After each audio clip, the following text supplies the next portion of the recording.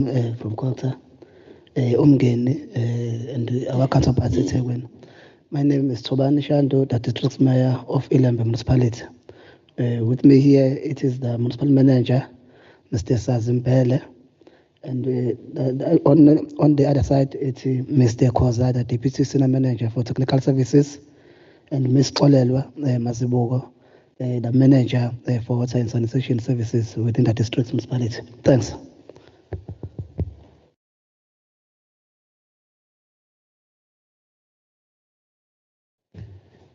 Thank you, Chairperson. Greetings to the honorable members and all the municipal leadership and the umgeni together. My name is Councillor Ayandandlov, the Deputy Chairperson of Trading and Services in eThekwini.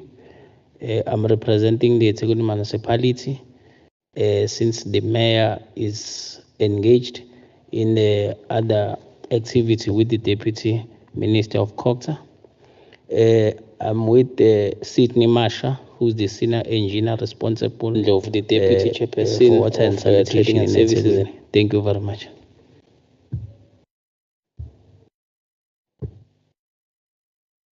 Thank you. If we could move to the last row. Thank you, Chair, and greetings to the honorable members as well as colleagues. My name is Tamim Kwanazi. I'm the Chief Finance Officer of Umgeni Uthukwela Water. I'm here representing our Chief Executive who had another urgent engagement here to deal with. On my left, I do have Sanele Mazibugo, who's the Chief Operating Officer of Umgeni Uthukwela Water. And I've got Usiabongo Mapumulo, who's managing our stakeholder engagement, as well as Ubata Zoneli, who also is part of stakeholder engagement at Umgeni Uthukwela. Thank you, Chair. All right, thank you so much for that. We've now coming to apologies. Busi, are there any apologies that have been tendered? Greetings once again, Chairperson. No, Chairperson, we did not receive any apologies. No, in fact, we did, Chair. We did receive an apology from the office of eThekwini. The mayor from eThekwini did send an apology, Chair. However, we do see that there are representatives from eThekwini on his behalf, Chairperson. We did receive that apology.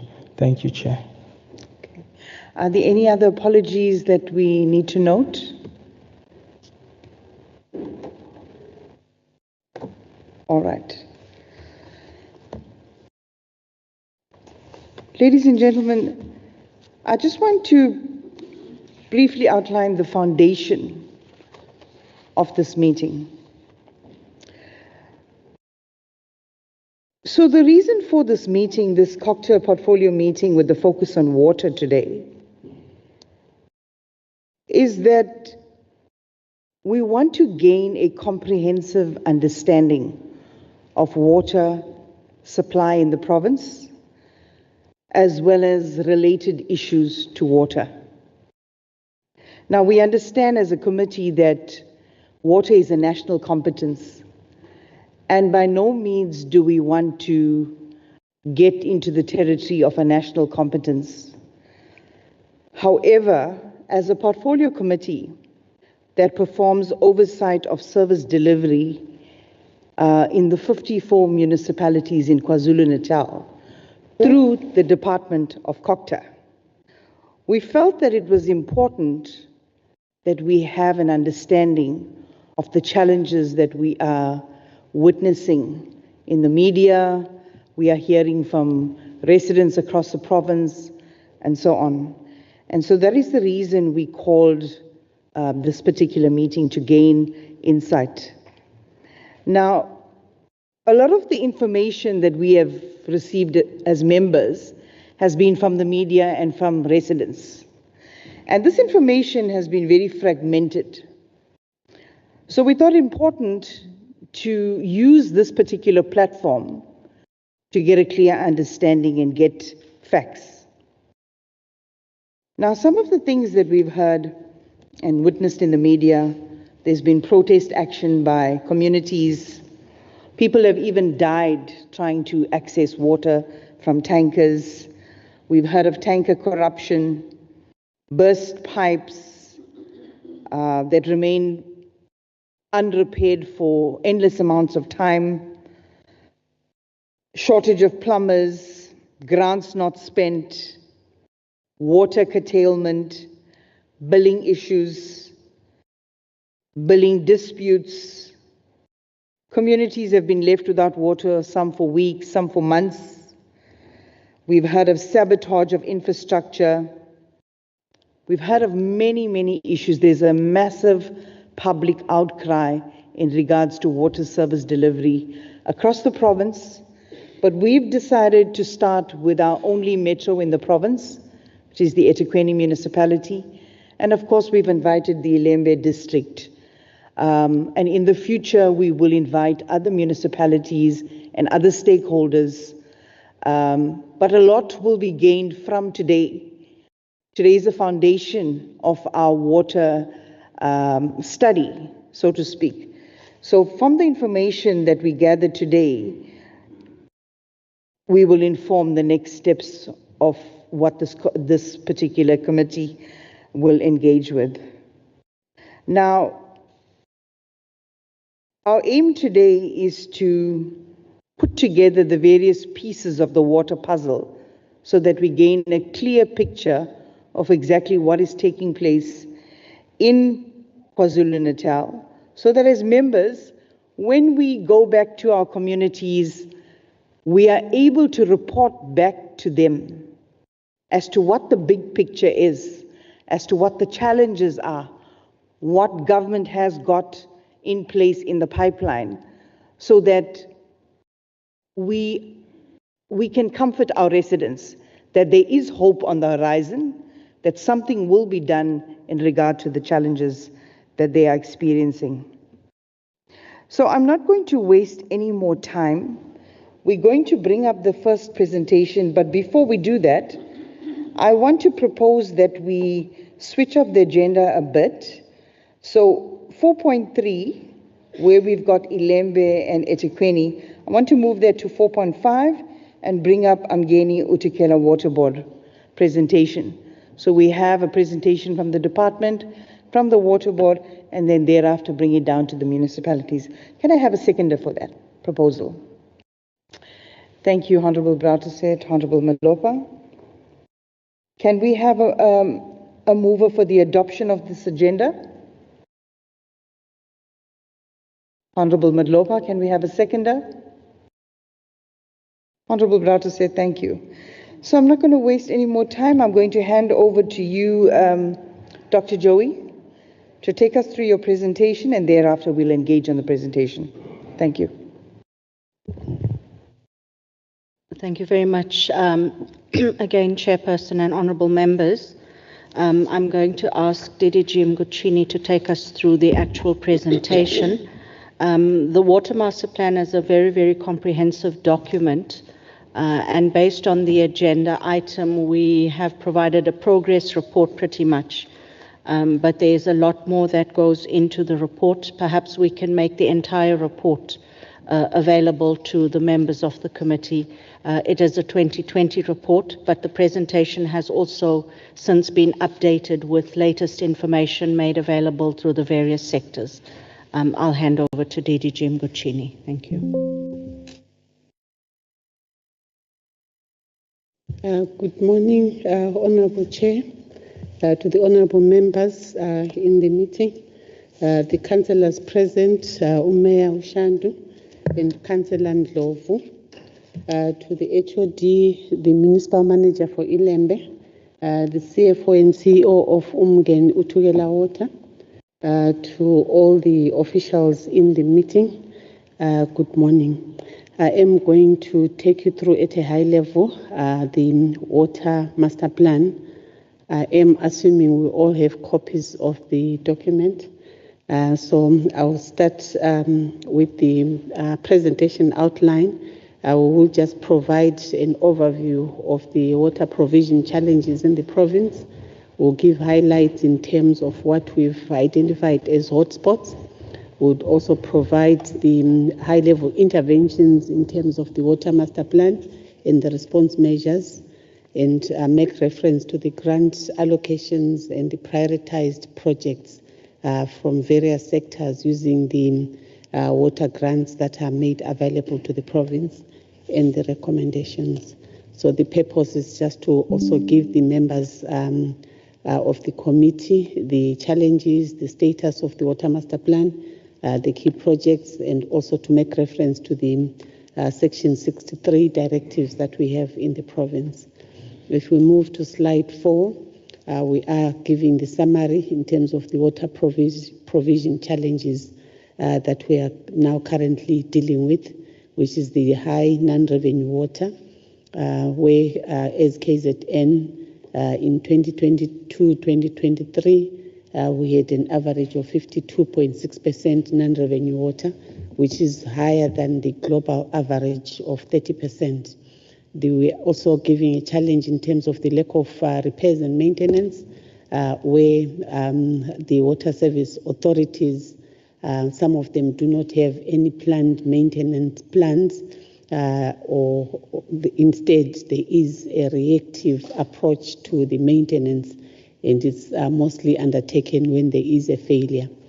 We also make reference to the challenge in terms of the slow implementation of the water master plan, obviously linked to the budgetary constraints, but also linked to other issues relating to capacity. Again, in the same slide, we are making reference to the challenge in terms of the water technical capacity, which is the ability of the water service authorities to fulfill their functions of the provision of water. And this capacity constraint, it's mainly undertaken through what we call the municipal self-strategic assessments. And we are utilizing the results of 2023, where only one WSA was categorized as low vulnerability, which is Umhlatuze water, and 11 of the WSAs were categorized as highly vulnerable, and only 2 were then extremely vulnerable, which is Umkhanyakude and Utugela. The strategic self-assessments are done by the municipalities themselves, where we utilize about 18 variables to measure of the WSA, the performance in the water value chain, and municipalities score themselves.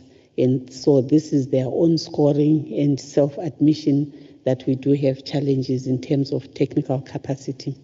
If we move to slide 5, we are indicating the hotspots in the province.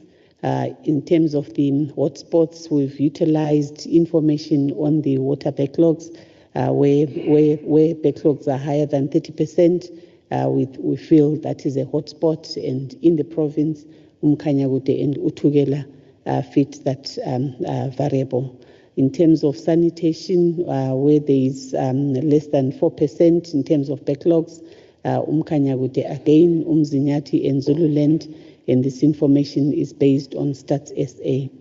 We also have hotspots linked to the service delivery complaints, which range from water protests that we have, and also the complaints that we record through our complaints management system. And these are also reported at the Cogta Nerve Center. And in these, we've got eThekwini, Utugela, Umzinyati, and Amajuba meeting that hotspot criteria. We also have issues around dysfunctional infrastructure and where there is poor maintenance. And in terms of this criteria, almost all of our WSAs have got some form of dysfunctional infrastructure and poor maintenance in all 14 WSAs.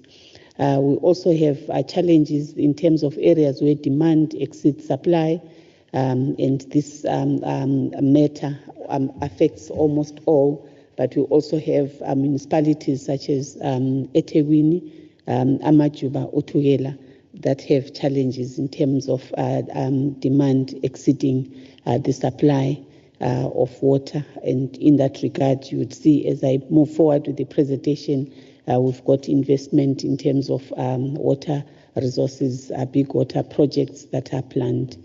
We also have municipalities that have high percentage of non-revenue water, which is greater than 50% since 2019-2020, and we've got 9 out of 14 WSAs that meet this criteria, and these are also listed in the presentation.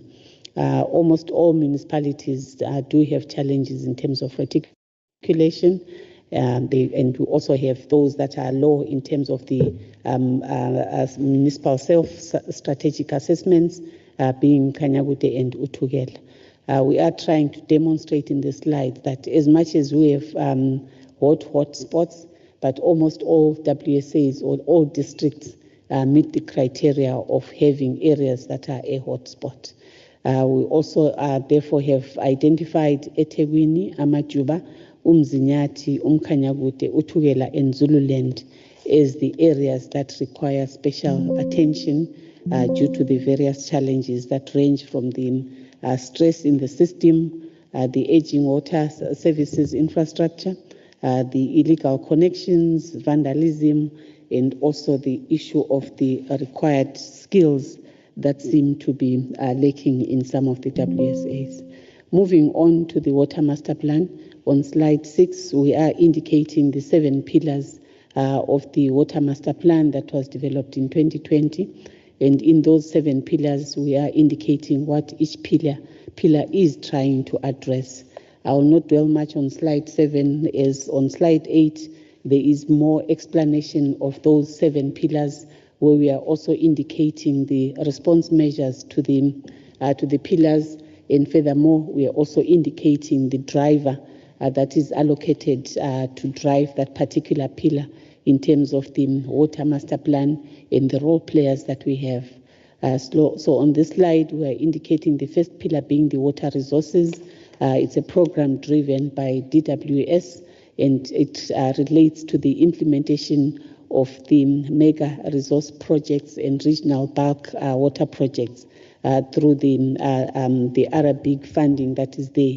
It also relates to the protection of raw water sources, particularly rivers, and it also makes reference to the need to have a water mix for the province, where we look at groundwater as well as spring protection and borehole projects as part of the water resources.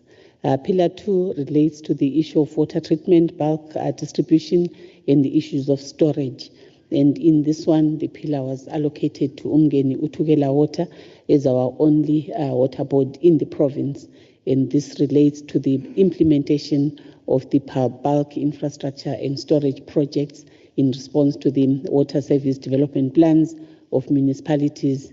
And it also relates to the refurbishment, rehabilitation of dysfunctional infrastructure, which require intensive capital investment. Under Pillar 3, we've got water reticulation, which is a function of water service authorities. The 14 water service authorities that we have in the province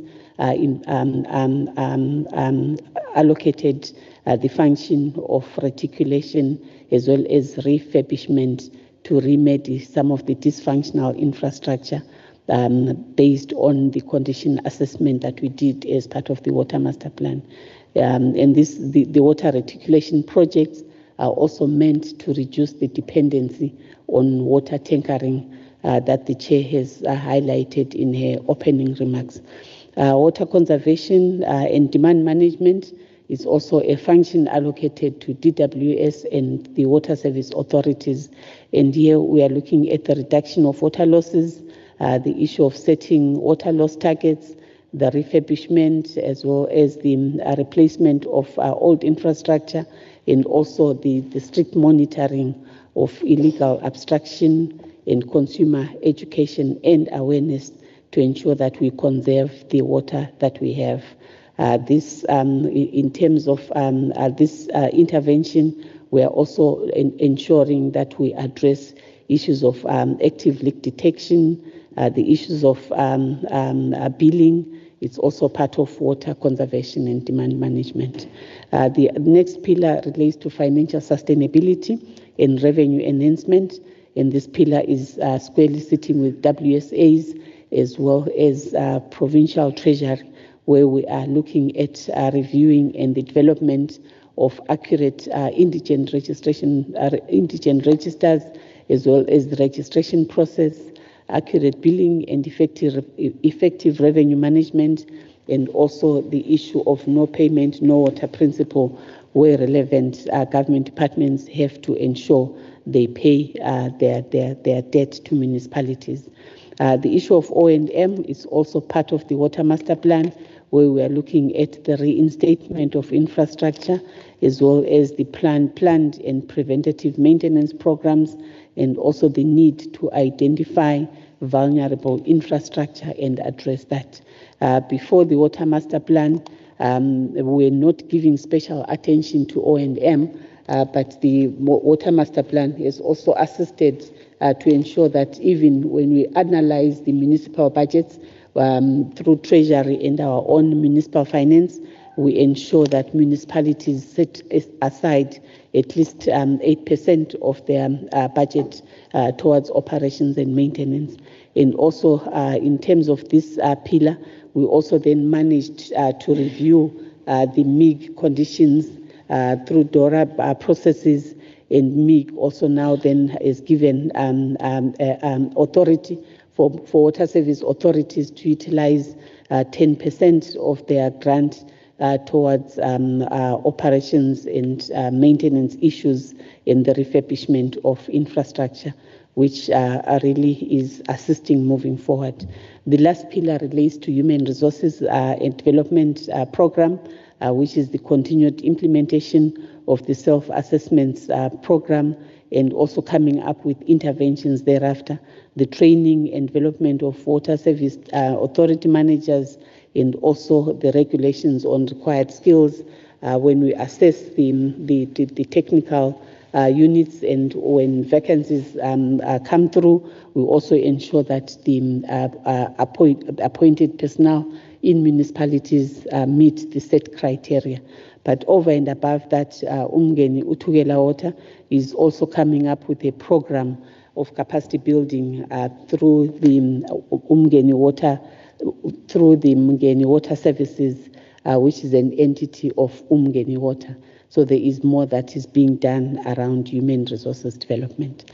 We'll then move on to the next slide that talks to water service infrastructure grant allocations in the MTF. You would note that we have several grants ranging from MIG, WISIG, the ARABIG, the IUDG, USDG. All those grants are grants that can be utilized to address the issues of water and sanitation in the province. And we've outlined what each water service authority of all the 14, how much each is getting allocated from 25-26 up until the 26-27 financial year. You'd note that in the water sector, we've got about 10 billion that is available in the MTF to address the water issues. And we've indicated how that 10 billion is allocated. Just as an example, Newcastle municipality has got 499 million in the MTF just for addressing the issues of water. Umhlatuze similarly has got 428 million for addressing water, while Zululand has got 1.5 billion to address water issues. So those are the allocations that we have that have been gazetted through the DORA. We'll then move on to, at a high level, the prioritized projects for the Water Master Plan in terms of water resources. I assume Umgeni Utugela Water will give us the latest updates in terms of these water projects that have been assigned to them for implementation through the big water grants that we have. So the first one is the big projects of the Umkomasi. I will not go through it for now. I'll leave it to Umgeni Utugela Water to go through. The next one is the Kwabeni Dam on slide 10. And then we also have the Stephen Dlamini Dam, which is in Herikwala. On slide 11, the details you'll get later. And then we also then are outlining the prioritized projects in terms of other big, again, per municipality or per water service authority, wherein we've got about 1.6 billion allocated for these regional bulk schemes in King Cetshwayo, in Zululand, and in eThekwini. And those are the allocations on slide 12. And on slide 13, we've got the same allocations for King Cetshwayo and Zululand. And we are also indicating the projects that will be implemented through Umngeni Uthukela Water. On the following slides, 14, it's also an outline of the same projects, indicating their status and also when they will be completed. As an example, we've got the Mandlakazi Zululand Water Project, which will benefit municipalities and households in Tlabisa and in the Mandlakazi area. And that project will only be completed in June 2028. And that project is being implemented by the Zululand district. We've got the Mtonjaneni Bulk Water Scheme project, also benefiting the households that are listed, the villages of Mandawe, Emakeleni, and so forth. And that project will also be completed in June 2027 under King Cetshwayo district. We have the Middle Drift Bulk Water project, also going to be, it was supposed to be completed in 2025 April. That project is still not complete, and it's under King Cetshwayo district. On the following slide, we are indicating the Umshwati one, completion 2028 under Umngeni Uthukela Water. Then similarly, the Mpofana Bulk Water Scheme also due for completion. The following slides are projects that are also bulk related, which are part of the Water Master Plan. And these projects are being implemented by Umngeni Uthukela Water. These are also outlined in their annual report and were extracted from there. So this is the list, and they would also then go through these as part of their presentation. But we are also trying to demonstrate that the Water Master Plan covers the water value chain from abstraction all the way to reticulation. So these are the bulk water projects on all the slides up until we get to slide 19. On slide 20, we are bringing to your attention the prioritized projects under the water services, the WISI grant, and we've also indicated per water service authority what is being implemented, and where there are reds, it's projects that are also behind that require support in terms of implementation. And the list starts with Amajuba. And in Amajuba, we are indicating the projects to the maximum value of 327 million, and the projects are for the benefit of the communities, especially in the areas of Buffalo Flats as well as Emadlangeni, and also the issue of reduction of non-revenue water, which is a pillar in the Water Master Plan. Herikwala, we also have the list provided. I will not go through the list. The members can then analyze at their leisure. But we are indicating that for each water service authority, we've got the list, and we are monitoring the implementation of the projects. So all the way, we've got all the municipalities covered. If we move to slide 31, we are now moving to the directives under Umkanyagude, which is under section, the directives issued to Umngeni Uthukela Water to manage some of the projects for the municipality. The municipalities under section 139, as well as under section 63 in terms of the water services.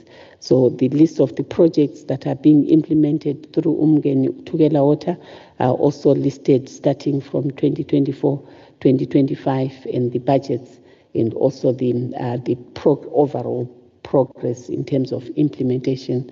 Most of the projects in the slide are almost complete, and we continue to monitor. Slide 32 is also a continuation of those projects under Section 63 directives and in Kanyagute. You can see it's quite a big chunk of work that is being undertaken through Umgeni Utugela Water. On slide 34, again, we are indicating some of the projects that are targeting the hotspot areas in Kanyagute. Again, as part of the package of Umgeni Utugela Water, where we've got projects in Umhlabia Lingana listed on slide 34 and slide 35 similarly in other areas. We also have a Section 63 directive for Utugela. Utugela, we seem to be regressing each year in terms of their capacity to deliver water, and this is also manifesting itself in the various complaints that we receive both from the community as well as from the business community in the area. And almost on a weekly basis, there are protests for water in Utugela. And in that regard, the Minister of Water in 2018 invoked the provisions of the Act. In terms of the Section 139, Cogta invoked the section on taking over the Utugela district. Is still under Section 139, but we also then in 2024 had the Minister of Water then invoking the provisions of the Water Act. So the municipality is now in the process of finalizing a tripartite agreement between Department of Water and Sanitation, Utugela Water and Umgeni Utugela Water to operate, maintain and manage some of their water infrastructure. The Honorable MEC for Cogta has been facilitating the process of finalizing that agreement, and we hope that this will be signed by the parties this week for immediate implementation. We have some projects that have been prioritized as part of the work, but that is still to be finalized through the addendums to the agreement. Slide 38, we are beginning to outline some of the MIG projects that are of high impact that are underway as part of the Water Master Plan. All these have got their start and end date, and we monitor the progress as part of the Water Master Plan monitoring. So the MIG projects are listed from slide 38, 39. It's all MIG projects across the province, and we've only picked the secondary bulk and the reticulation projects that are of high value, but there are many other projects utilizing the 3.6 odd billion that Cogta has issued or is transferred to municipalities for the implementation of municipal infrastructure projects. In terms of our recommendations, Chair, we are therefore tabling the report in terms of the Water Master Plan, and also to note that we collaborate with Umgeni Utugela Water, being our only water board in the province, for building municipal capacity, and we are also continuously monitoring the municipal infrastructure grants that are issued to municipalities, and we are also closely monitoring the Section 63 interventions in Utugela and Kanyagute, and we are in the process of facilitating and convening district water summits in line with the February 2025 Lekotla resolutions, and only Utugela has convened its summit, and we are hoping the rest of the WSAs will be able to have these same summits by September this year. Thank you, Chair.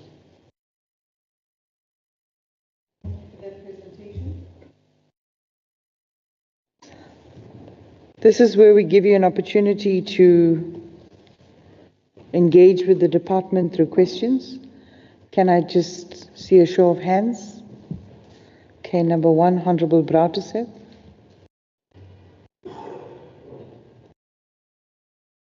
Are there any other members? Honorable Ngadi.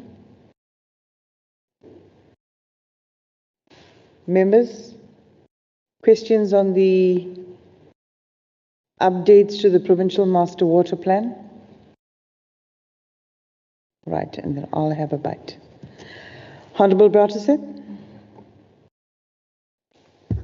Thank you, Chair. Chair, are we going to, just for clarity, are we going to ask all our questions or get answers to and fro? You can ask all your questions relating to this presentation. All right. Okay. All right. But we can just monitor that they're all answered and then have a second bite if they're not all addressed. Yes, we can do that. Honorable Madlopa.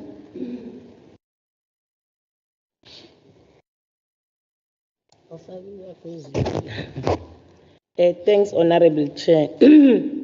Chair, I was of the view that maybe Umgeni and Utugela Water Board will give the presentation, because when the presentation was done by the department, they left the gap to say that the board is going to fill it in. And then we discuss after that, because what they did not explain, maybe we'll ask the questions now when the water board is going to give us more details on those particular matters that the department said, yes, I'm not going to go in details because they will cover when they do their presentation. I was of the view or proposed, Chair, that we request that Umgeni Utukela Water Board give us the presentation, because when we discuss, some of the things will be covered by them that the department did not deal with it. Honorable Madlopa, I see your point. That actually makes quite a lot of sense. There's a proposal, members. Can we take the presentation by Umgeni Utukela Water Board, and then we will engage both? Over to you. We're going to allow you to present to us.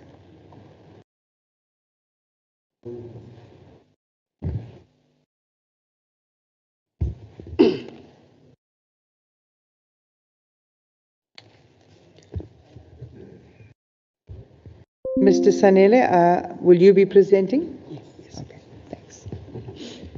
Many thanks, Chairperson. Greetings to yourself, the honorable committee members. Greetings to the Honorable Mayor of Ilembe. Greetings to all councillors present. Greetings to HOD Cogta, Provincial Head, Department of Water and Sanitation, DDG Cogta.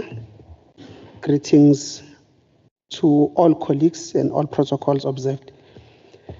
Chairperson, firstly, my apologies for the presentation, as it does not have the slide numbers. It only has number 2 for all slides. I will try to just narrate the title of each slide as I navigate through. The first 2 slides, Chairperson and members, we are making reference to our alignment to the constitutional mandate, precisely for the right to have access to water for all South African citizens. We are also indicating our alignment to having that full access at an affordable rate by 2030, as predicted by the National Development Plan. But also equally important, the National Development Plan wants the Water Board as one of the government entities to be financially sound, among other things. If we move on to the next slide, which is titled Government Policy Framework Continued, here we are indicating our alignment in terms of infrastructure delivery, where we talk on the Universal Access Plan, which has been developed by the entity for the province of KwaZulu-Natal for all 14 water service authorities. The slide states that this is in alignment with the National Water and Sanitation Master Plan, also the Provincial Growth and Development Strategy. And this master plan, this Universal Access Plan, then sets the principles for our internal master plan. For this will be the projects that we will implement on a yearly basis. We have this project set out for periods of 5 years, but the provincial universal access plan then determines the level of infrastructure requirements for the province to have full access by year 2040 in the province. This is in relation to bulk water supply services. This therefore means that this plan has set the foundation in terms of what must be done to achieve this full access. Then the following slide, which is Umgeni water supply systems. This slide, Chairperson, indicates the areas which Umgeni currently operates in. We understand that, as was gazetted in 2023, the water board is supposed to be a provincial water board, but currently the water board operates in 9 water service authorities. These are water service authorities that are along the coast, southeast of the province, starting from the south at the bottom, Ukwe and Herikwala, moving along the coast all the way up to Umkhanyaguti. This is where we have the footprint in terms of our bulk water supply services. The slide indicates that the average production of water in these municipalities by Umgeni water was 1,790 million liters per day of water.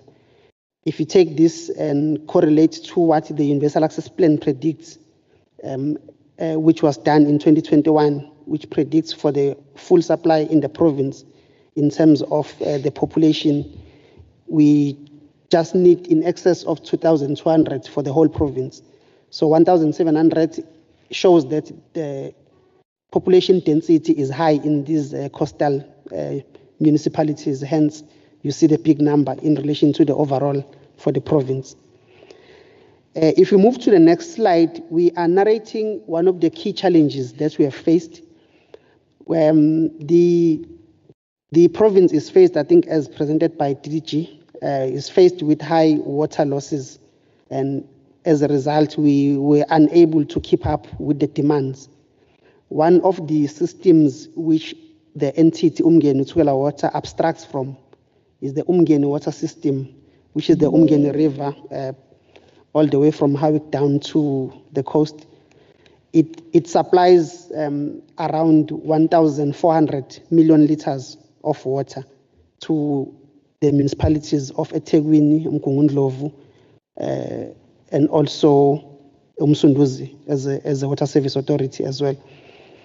So as a result of the growing demand, which is the direct result of overusage of water and losses, this system has then been constrained, resulting to our raw water abstractions exceeding the limit, the license limit, which is therefore not sustainable for the future, sustainable supply. So we have then been given a directive by the authority to curtail the supply by on average 8%. So this was given in 2023, and we were supposed to reduce supply by around 8.7% to the 3 municipalities affected. This is Umgungundlovu, Umsunduzi, and eThekwini. So we were to work together with the municipalities to develop a plan of action which would see this gradual reduction. So this was to ensure that we give enough time for the municipalities to embark on projects that will find this water that is not accounted for, such that when we revert back to the correct volumes, no one is left behind, but people still receive water.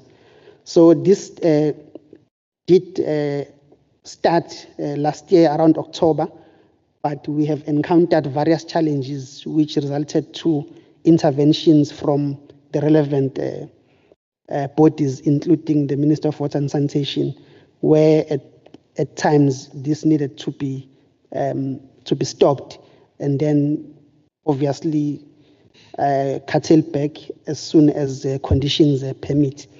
A case in point is at this point in time, this was stopped around April because there was a sufficient water supply in our dams. But then with the with the rains having subsided and the dam levels dropping, we then need to go back to implementing this. We are highlighting this as one of the key challenges which has affected all of us from the raw water source, the bulk supply, distribution, and reticulation system. So this is the key challenge which affected all of us. If you move to the next slide, here we are indicating the storage capacity per system in the province. We have a few systems in the province. These are our dams. This status indicates that for the foreseeable supply, we should be in a comfortable state, obviously bearing in mind that we are over-abstracting in some systems.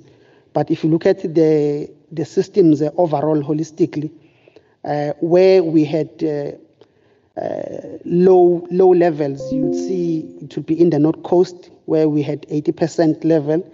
This was just as a result of not fully impounding the Hazelmere Dam, which had just been completed by the Department of Water and Sanitation in terms of increasing supply capacity.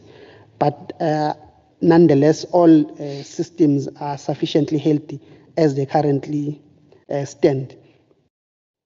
The next slide is termed Summary of Infrastructure Plan. This is supposed to be the plan to deal with the challenges as I have highlighted in the previous slides. Basically, this looks at the current municipalities where we operate in, and we are saying if you look at eThekwini and Ugu in the South Coast, we have a medium and a long-term type of a plan. In the medium plan, these two municipalities, we are constructing a 100 megaliter per day treatment plant, which should be completed, was supposed to be completed around 2026, but we are suffering procurement challenges. We are expecting to delay by a further 6 or 8 months or so.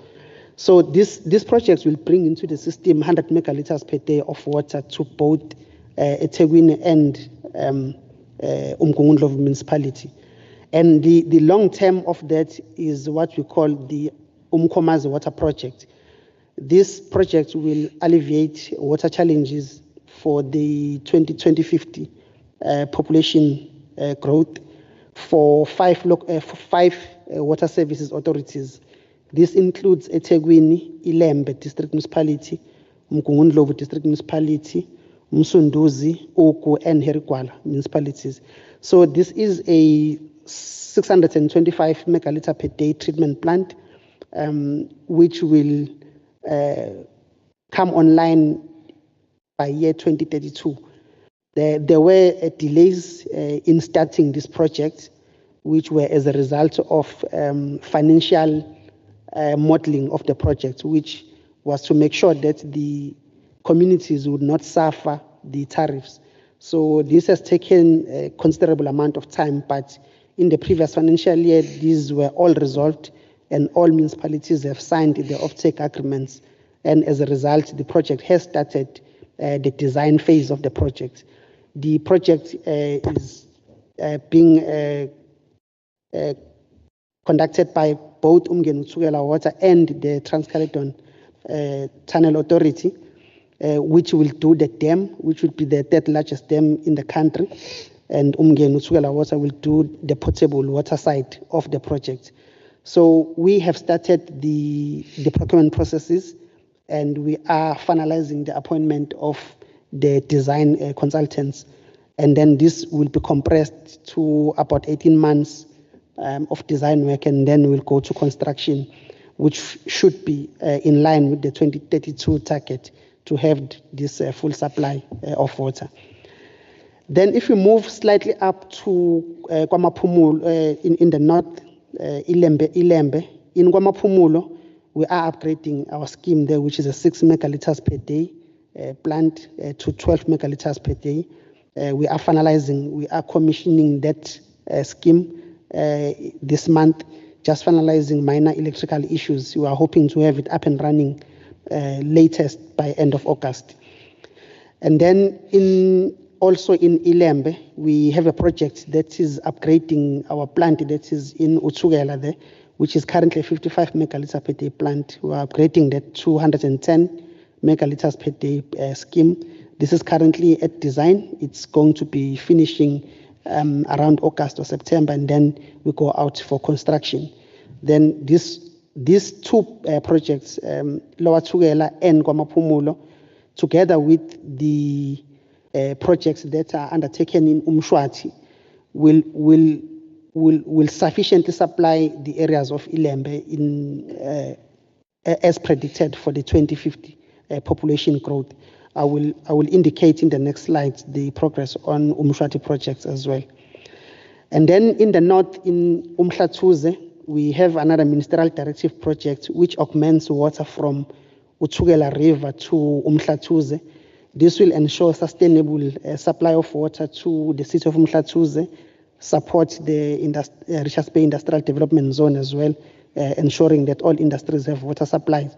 So this project has been completed. We are currently commissioning it. This is a raw water transfer scheme of a type of a project. And I think the next slide just shows progress on our Lower Umkomazi project, where we are building an off-channel storage dam as well. I'm not going to bore you with that. Just going to move on to the quality performance. This is just to bring confidence that the water produced by the water board and the wastewater treated still meets those of the relevant authorities. Then the next slide, which is wall-to-wall coverage. Here we are highlighting that now that we are a wall-to-wall water board, as gazetted in 2023, the plan obviously is to operate in the whole of KwaZulu-Natal, not just the 9 water services authorities. So here the water service authorities where we currently are not operating include Amajuba, Umkhanyakude in brackets, Zululand, Newcastle, Umzinyati, and Utsugela DM.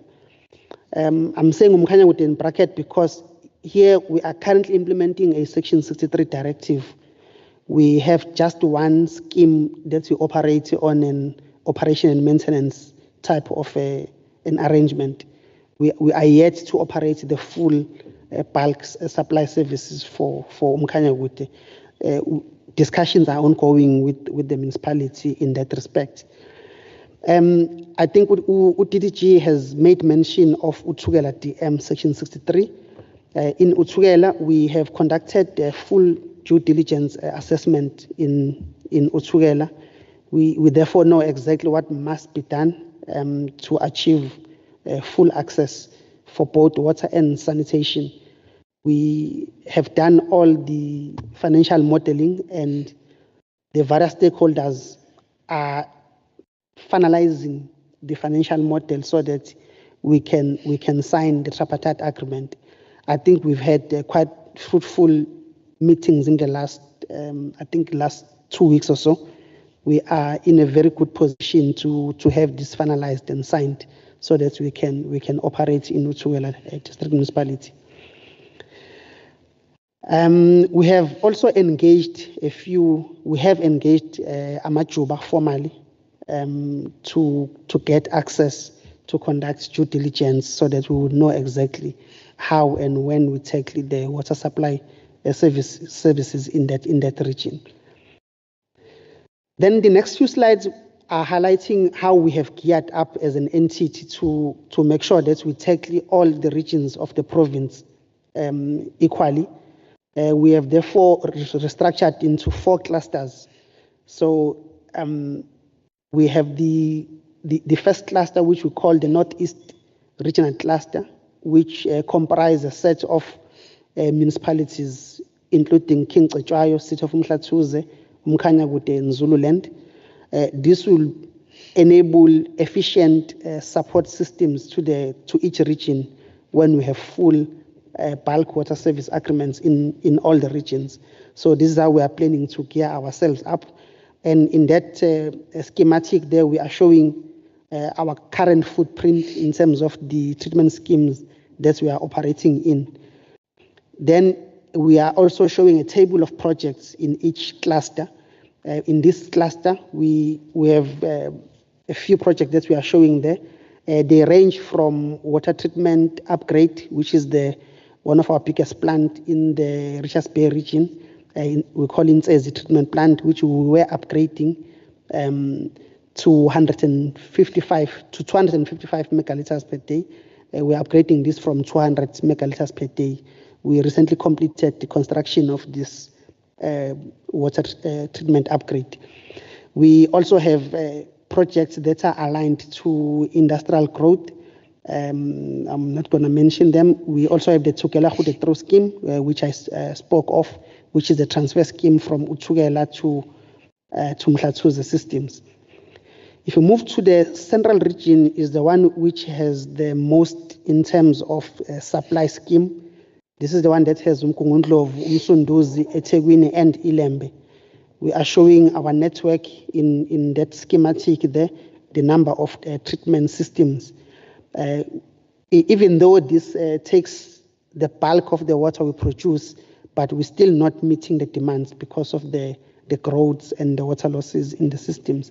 We are also highlighting the projects that seek to address all those issues. We've made mention of the Umkomazi water project, the Lower Umkomazi water project. We also have a secondary bulk type of projects, which will make sure that as soon as the bulk water is available, there will be sufficient infrastructure to take water to the municipalities for further reticulation. We have a Vulindlela bulk water supply scheme, which we are completing one phase of it in the next month. This is going to assist Umsunduzi and UMDM. We also have Umapumulo bulk water supply scheme. I made mention of the upgrade of Mapumulo. We are also augmenting from the raw water side as well to make sure that water is always available. So we're augmenting from Hlembitwa River to our Mvutshane Dam.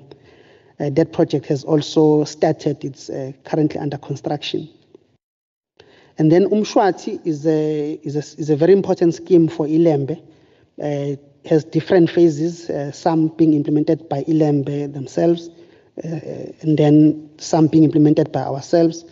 We are progressing quite well here. We are going to be completing one phase in the next 3 months, I think around August, where we will be able to supply water as far as to Nontobela. This scheme is important in a sense that as soon as Upper Mkomazi comes online, there will be full level of supply. At this point in time, it's going to be a progressive approach in terms of supply. Communities will be receiving water, but the full supply as per projections will come online as soon as the Upper Mkomazi scheme is completed. Then in the south, where we have Uku and Herikwala, the main projects there are the two main dams, which DDG made mention of. We have a Twabeni of Channel Storage Dam and Stephen Dlamini Dam. Those dams, we have successfully completed the designs.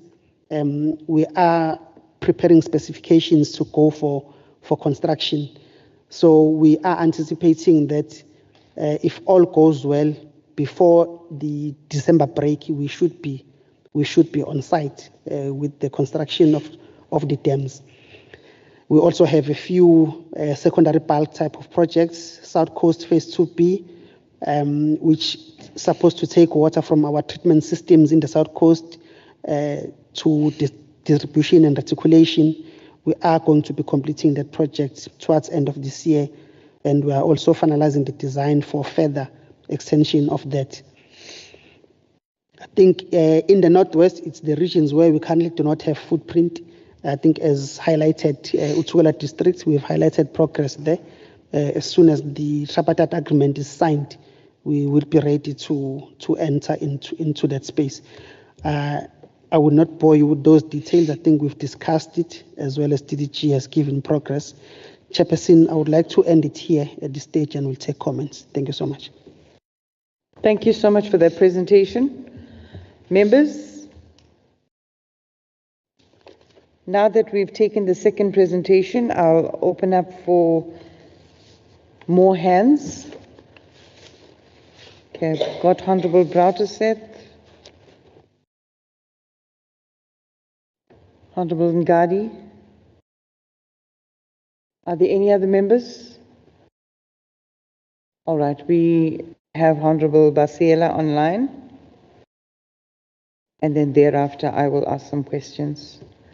Honorable Browterset, over to you.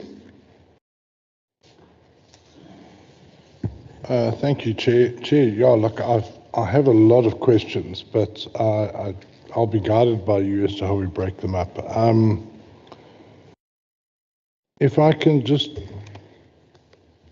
direct my questions to Cogta first, and I'll try and make them short and to the point, and then I'll just monitor to make sure that we get everything answered if that's possible.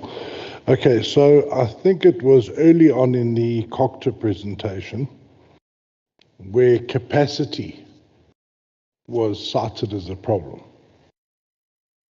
in the master water plan. I would just like to know, specifically in regard to, first of all, just a breakdown of capacity, and we understand money. We understand money, I think more than familiar with. But if we're talking about human resource capital, human capital resource, lack of capacity there, can you just give us an understanding of how we've got there? How have we got to the position where I'm assuming you're alluding to the fact that we don't have the right skills, the right qualifications, people who know what they're doing? How have we got there, and how can we fix that going forward? Then, you know, a big issue, and we debated it here in this legislature last year, or earlier this year, everything flies so fast, but we certainly debated this grand water plan. And an issue that I raised then was non-revenue water, which for me is a nice euphemism for stolen water or broken infrastructure. Do you have any handle on how that breaks down? So how much non-revenue water are we dealing with? And of that non-revenue water, how much is due to theft? How much is due, if you could just mark these individual characters, how much is due to supply to indigent communities, which is legitimate, and how much is community? In other words, standpipes that are not metered. I ask the question because if we have an understanding of those three components, then we know where we need to go. Indigent water supply, we understand, but we need to have an idea of how big theft is and how big unmetered community supply is.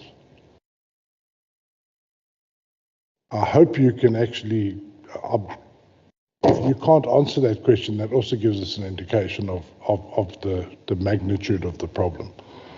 Okay, then the 7 pillars. They're great. I think we can all agree 7 pillars, it's a great blue sky and it's a great roadmap. Can we have an idea of progress on the 7 pillars? Because otherwise they're just words. If we can just get an idea of that. Umkomazi, and I'm going to combine this with a question to Utugela, the Umkomazi project. So if I can just quickly jump to Utugela.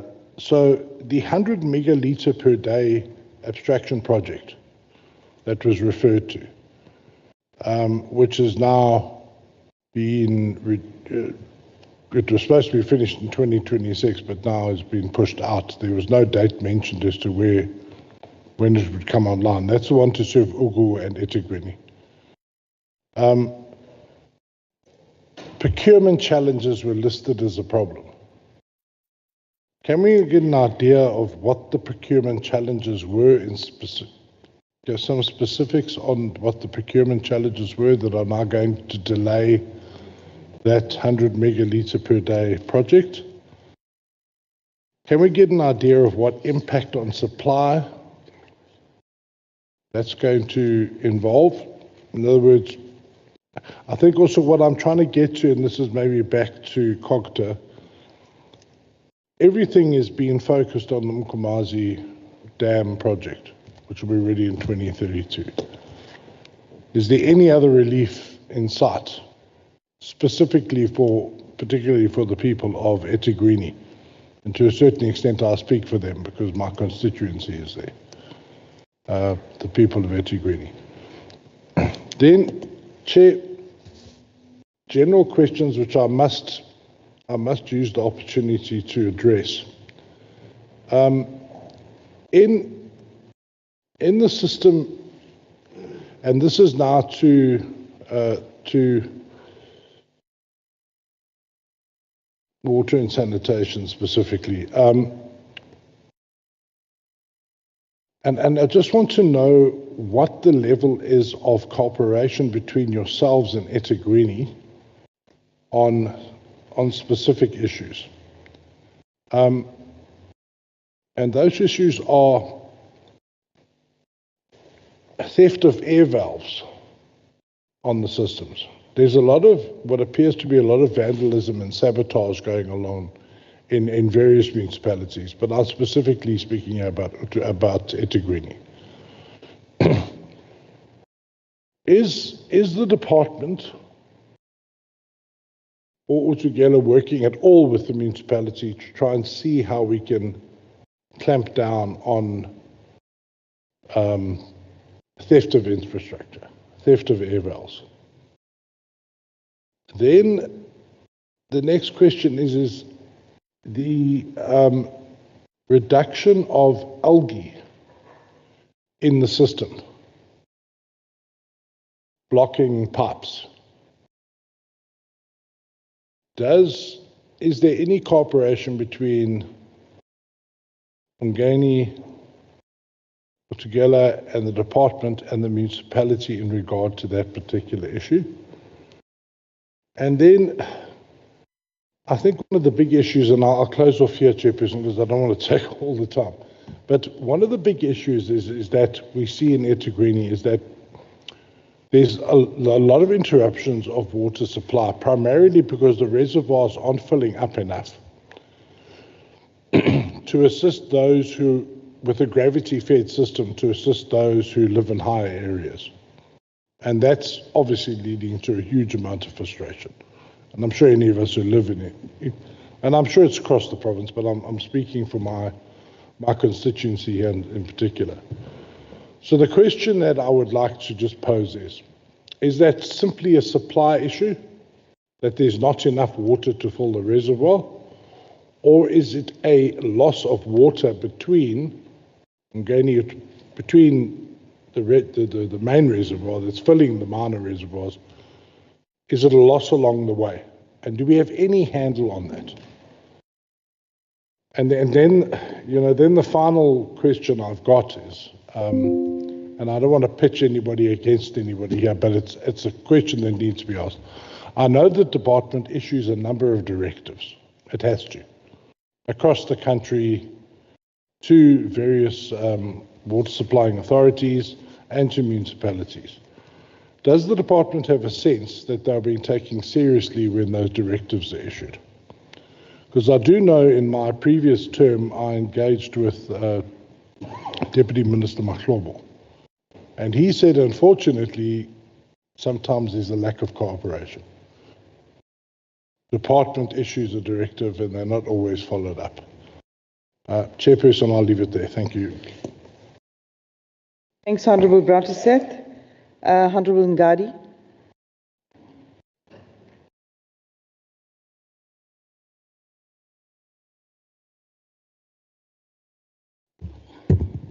Thank you very much, Honourable Chairperson. Greetings to yourself. Ngibingelele, Honourable Mayor. Tia, Siyabonga Kachen. Thanks for coming. with your officials, Ngibingelele Nomgeni, honorable members, members of the Portfolio Committee in the House, I greet you all. Now, Honorable Chair, I have got quite a few questions, but I'm going to try and limit them. As much as there are questions, but others are the sort of a recommendation onto that. One, Hlalo, KZN is one of the provinces with the high water losses in the country. And we are being coupled with Section 27 of the Constitution of South Africa, that deals with the right to have access to health care, food, water, and social security. One, I must thank you for the presentation from the Provincial Water Master Plan. But as a portfolio, I think we need to have a program to go out as the portfolio throughout the district of KwaZulu-Natal. As much as management has presented the Provincial Water Master Plan, but we also need to deal with the issue of the public hearing, to listen from our people, because we have got serious issues from our district on the issue of water. I think Leo ibalulekile Hlalo, and to listen from our people. And on the Vision 2030, we have a Vision 2030 that all South Africa must have access to affordable, reliable, and safe drinking water. And taking into challenges that we are confronted with on the limited of water resources, the aging water services infrastructure is a concern. Hlambe, we need to view on the issue to prioritize the issue of the boreholes across the districts. That will assist us because I have a concern with the issue of the supply of water using water tankers, because the water tankers is using a lot of our budget from the district. I think kuzobaleka as the province to make a submission that boreholes throughout, in particular the areas that are on rural areas, because the water tankers trucks are driving a long distance from the main municipality going to our society on the ground. I think our first priority will prioritize the deep rural areas to supply the boreholes throughout the province of KwaZulu-Natal, rather than spending a lot of money using water tanker trucks. I think that one it's an issue that we need to look at it very close as the Portfolio Committee of KwaZulu-Natal. Sibonge ngepresentation mfowethu, so pardon me, angizange ngicapture it isibongo earlier on your presentation from Umgeni Uthugela, but mine, I just need to seek your clarity with regards to the issue of Lower Umkomazi project. We thank you very much, because we know that you have a project that is under construction in Ngwatini Dam, and in Ngwatini Dam you have an abstraction works for good enough.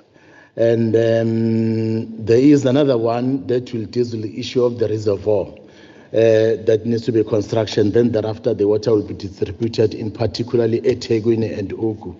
Mine is just to seek clarity. When do you anticipate this other phase of building the reservoir, so that we are on par as the Portfolio Committee as to what are your plans with regards to that? And that project will assist a lot, in particularly eThekwini and the district Ugu with regards to that. But I thank you very much as well for the weather abstraction dam, because Wabantu in Harding is confronted with the drought. And if we can finalize the issue of that project at Harding, it will really assist the people of Harding, and we really thank for that. That is the only submission, Slalo. I have got quite a few questions, but I'll wait for the presentation for eThekwini until I'll come into that, because otherwise they touch base on the matter of eThekwini municipality. Thank you. All right, thank you, Honorable Ngadi. Before we move on to Honorable Basiela on the virtual platform, I'll give you, Honorable Madlopa, an opportunity. Thank you very much, Honorable Chair. Greetings again to our Mayor, as well as the Deputy Chair, Mfowethu uGatsheni, Sibingelele Umngeni, Sibingelele acting HOD, now wonke ama-officials akhona, oza kwethuke ngala. No, thank you very much for a presentation. As our chairperson indicated that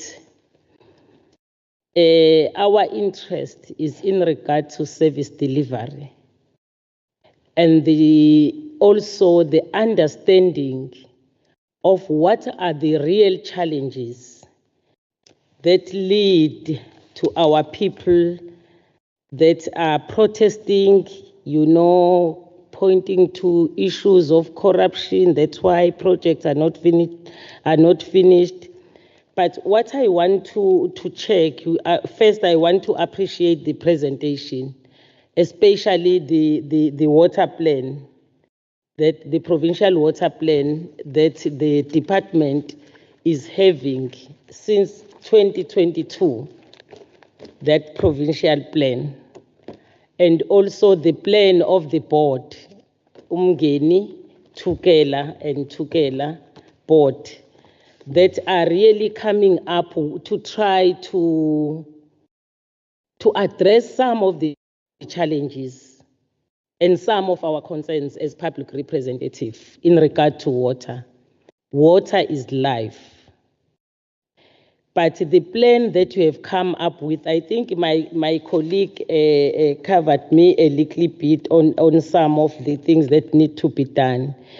But you have got a target, like we are saying, 2032, and also beyond, even the growth of the population beyond 2040. All the communities must really be supplied with water. My concern, this is a good statement or report saying that my concern are the challenges that you have indicated. If I may ask a direct question after that, you indicated the aging infrastructure challenge. You indicated the procurement challenge to try and address the challenges of water because of budgetary constraints. And you also told us in this report that is before us, Cogta, that there are also challenges in regard to the capacity, which also leads to the failure to deliver to spend the grant that is being given to address the issue of water. So you indicate the challenges, but at the same time, you have got a target by 2032, everybody, because that was an instruction from the Department of Water and Sanitation. My question is that, are we really going to achieve that supply, taking into consideration the challenges that you have raised before us? You are doing a very good job. I know that the issue of budget really, it's something beyond you sometimes, because we pass the budget and we know that there are budget constraints. Did you take into consideration, or Department of Water and Sanitation, those challenges Because when we go, my colleague is talking, I wrote this thing. I said, we are doing a very good job, but have you done the road shows as part of the awareness to the community to say that the challenges we are raising with us, these are the things that we are doing as the department, as the water board. So that, because it's like when our communities are raising challenges, they think that is falling on the deaf ears, whilst we are doing a very good job, on the plan and the program that we have presented before us. But it's not known. And my colleague was talking about public hearing. I said awareness or public hearing. But also, we understand that there has been a water summit by the department deliberating on these issues. I know that when I was reading this report, it was saying that you are trying to put together all the role players and stakeholders in regard to water sanitation sector. You have done the summit. Are these summits that you have done yielding results that will really assist our communities to really get water? Because we heard that there was a summit. We know also and we understand that the municipalities that are here, Ilembe and eThekwini, they are here so that we are in a position, because we are here to have a facts-finding mission. If we find a fact, we get a presentation from the department, from the water board, and then after we will hear from the municipalities whether are they really making a dent to change the situation for the better in regard to the water. But at the moment, we are just checking on you on what you have presented before us, and we really appreciate this water plan. We appreciate the plan of Umgeni Tugela Water Board. It's a very good presentation. But what we request as a portfolio, because our interest is in service delivery, and our concern is the failure for the grants and the budget that is given to address these challenges, but not to be spent. It's really a problem. We cry this side, we said we don't have budget, we give budget, we cry on the issue of incapacity. I don't know, government is over 30 years now. We'll keep on saying we are having incapacity. What is a challenge really, Cogta? I remember that there was an entity of Cogta to assist in the infrastructure development and also train our young people so that they are really assisting in this issue of incapacity. Like I think it was MISA. Yes. So also, is there any relationship at our provincial level? We know that the water board is assisting in regard to capacity, in regard to infrastructure, and so on. But also that entity, what is its role when we are really failing even to spend the budget that we are giving? We are here representing our constituencies. We would want to know and give feedback, but also have a plea of these road shows. Maybe if we hear in our areas that there are road shows explaining what is the board doing.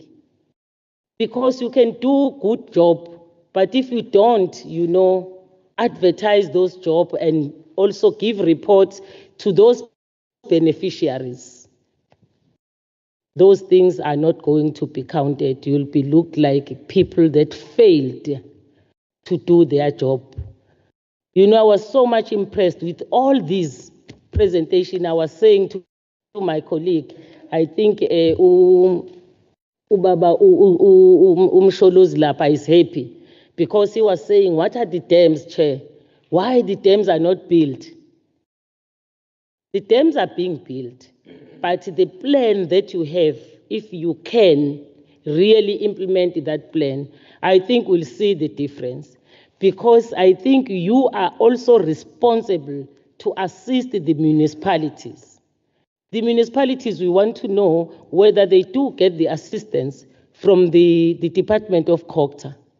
That's why we want them to be here, because we are on the facts-finding mission. It's not a good thing just to point fingers at the municipalities when we are also failing to assist them. Thanks, Honorable Chair. Thank you, Honorable Madlopa. Do we have Honorable Basiela online? Has she joined? All right. We'll give her an opportunity to come back if she's joined while I'm speaking. So my question, or rather my comment, is question as well to Amgeni Utukela Water. Thank you so much for the presentation and also accepting our invitation. We really appreciate it. I want an honest answer of your opinion of whether we will still have whether you think we will still have these challenges in the coming years once all of these dams and infrastructure have been put in place. Because what we are seeing, or the picture that's becoming clearer and clearer, is that there is a massive problem in terms of non-revenue water, especially in the first line of the report that says the global average is 30% and ours is 52.6%. So that's a really big concern. In terms of building these dams and putting the infrastructure in place by 2030, 32 and so on, dealing with the population growth, trying to provide water that will meet the population growth. One thing we want to ascertain is, will whatever you are putting in place, meet with the demands of the population growth, but still bring us to the current scenario that we have in terms of challenges of water? Because what you're putting in place may deal with the population growth, but still bring us to the same space that we are in now with the same challenges. And that's something I want you to answer. And then I looked at the table where you have licensed to extract X amount of water and what you've put together, the table of the various municipalities and what the output is for each of this municipality.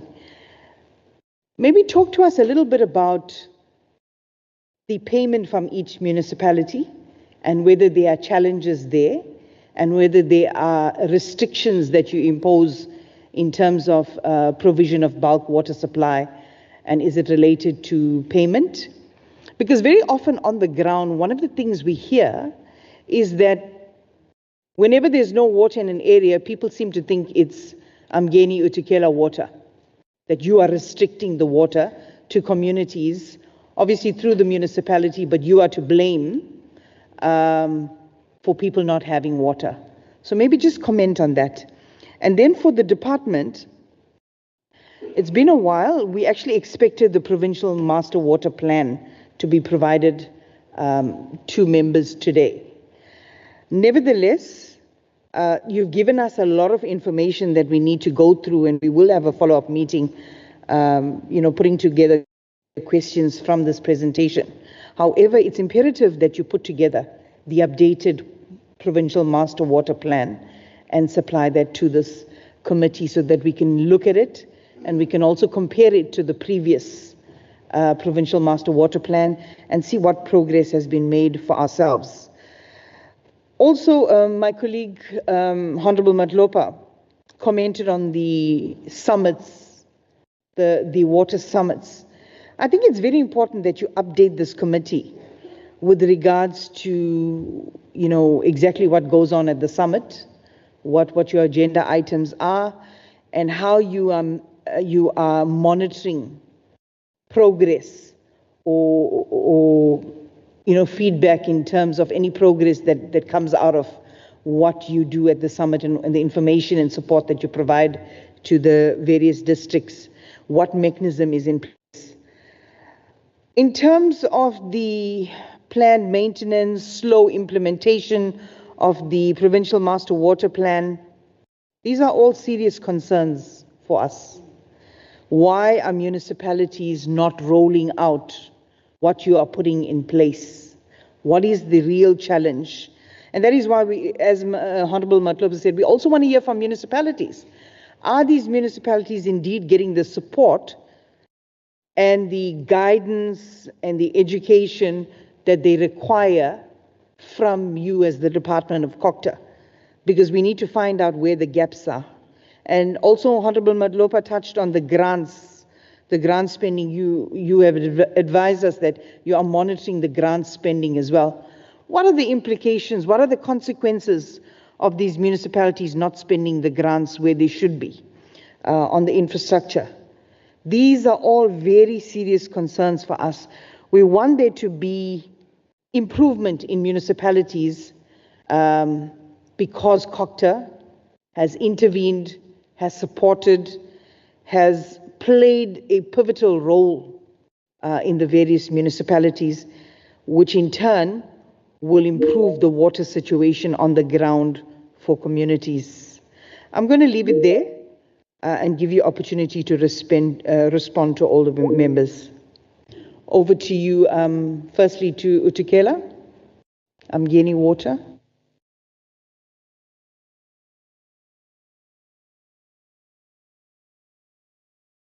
Thank you, Chairperson. I think we will then be sharing the questions and trying to answer between myself and COO. I think probably I'll start with the question where when we presented, we spoke about procurement challenges, and the question was, what are those challenges? I think what would happen in a normal tender process is, there will be an intention to award a service provider, and then those not so successful will then have an opportunity to then object to the award. And in this case, I think that case has actually gone to court and is currently being actually dealt with in a court where one of the not so successful service providers or tenderers actually took us to court. So it's being dealt with in the court, and that's the challenge that we were actually talking about, that there is an objection. And then I would like to also maybe respond to, I think there was a question of what are other reliefs for eThekwini. Maybe just highlight the issue of there is a non-revenue water program that we are funding as Umngeni Thukela. I think to the tune of, we've set aside about 50 million rands to then assist the municipality with non-revenue water in terms of identifying areas where large water is being lost. Because obviously we do view that as an organization that we supply bulk water, but as soon as WSAs have a problem, it will also affect our future sustainability. So we need to make sure that we do assist where we can. And then on the chair's question, I think the chair wanted to understand, and giving an honest opinion whether Umkomazi or the commissioning of Umkomazi in 2032 will then solve all problems.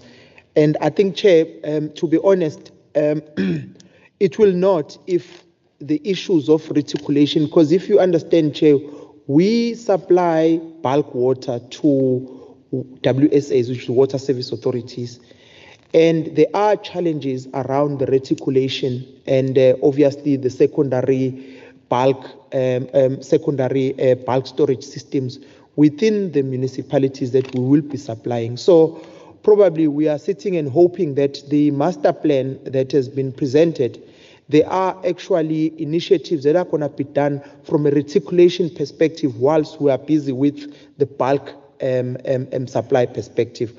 but it should be in a position whereby the affected municipalities should not have supply problems in terms of bulk water, but they need to then fix their reticulation issues so that then water actually translates itself into the different areas.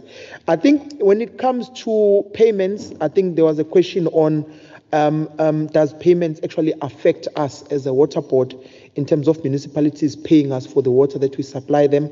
I would like to say, Chair, that the two municipalities that you've invited here, they pay us on time. So eThekwini and Ilembe, they do pay us on time, and that actually assists us in terms of also having cash flow. We do have some WSAs, about 4 of them, that owe us significant debt. I think at the moment we are sitting with about a 3 billion rand debt owed by these municipalities. One being Umsunduzi, Uku District Municipality, King Eshwayo District Municipality, and Utugela District Municipality. With Umsunduzi, we have a payment arrangement that we've actually entered into. That will then ensure that over the next 5 years, they then start repaying us the old arrears that they actually owe us whilst they pay the current invoices.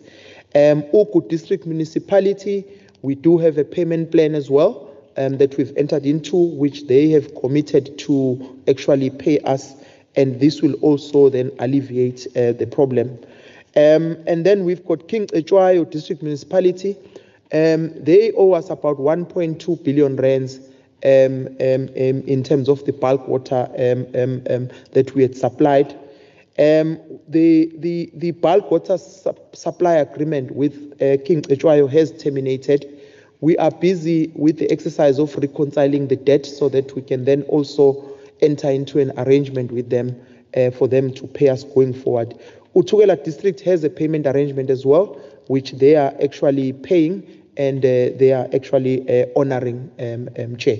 So it does affect the organization in terms of us not being paid, but we try and make sure that there are arrangements that we enter into with those municipalities to try and make sure that the debt does not balloon out of control and actually affect our future sustainability. I'll then allow Sanele to then touch on the technical questions that were asked.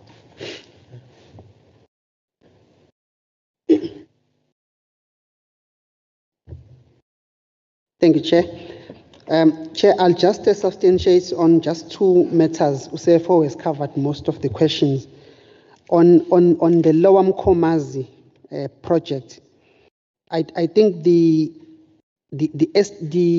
project comprises of various work packages that was to ensure that we are able to move with speed, because the project is significant in terms of cost. So among those contract packages, we have the waterworks component, which is on the critical path, because that's where water is going to be treated. So that's the one that is in court. So that delay, as things stand, we are counting 8 months worth of a delay.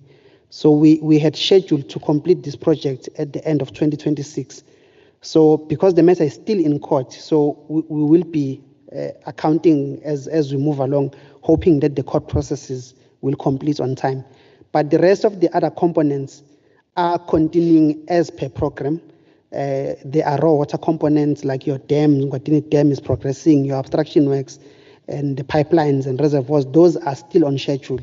It's just that we can't say we are on schedule overall when we know that the project that is on the critical path is still lagging a bit behind.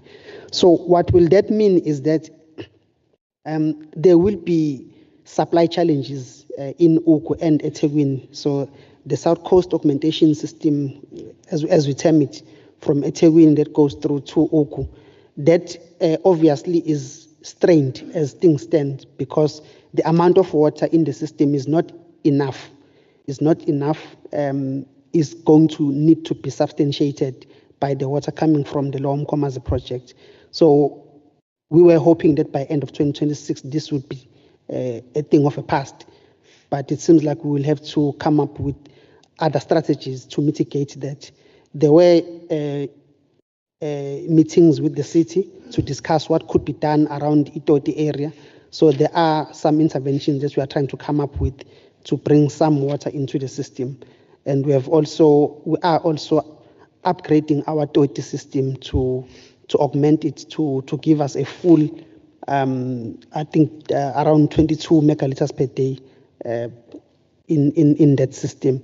So we have such projects, but those are medium-term type of a project which will just sustain us until the Lomkomazi project comes online. I think also touching on the question of whether or not there is a problem along the way in the supply system in eThekwini, I think the project which OCFO spoke of, the non-revenue water project, which we are funding, we are doing in collaboration with eThekwini, that will precisely give us the answers in terms of how we must efficiently supply the network.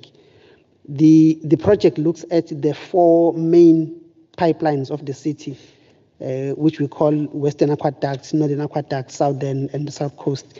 So the first phase of the project, which is currently underway, will determine exactly where the inefficiencies in the system are, so that we could identify projects that will rectify that.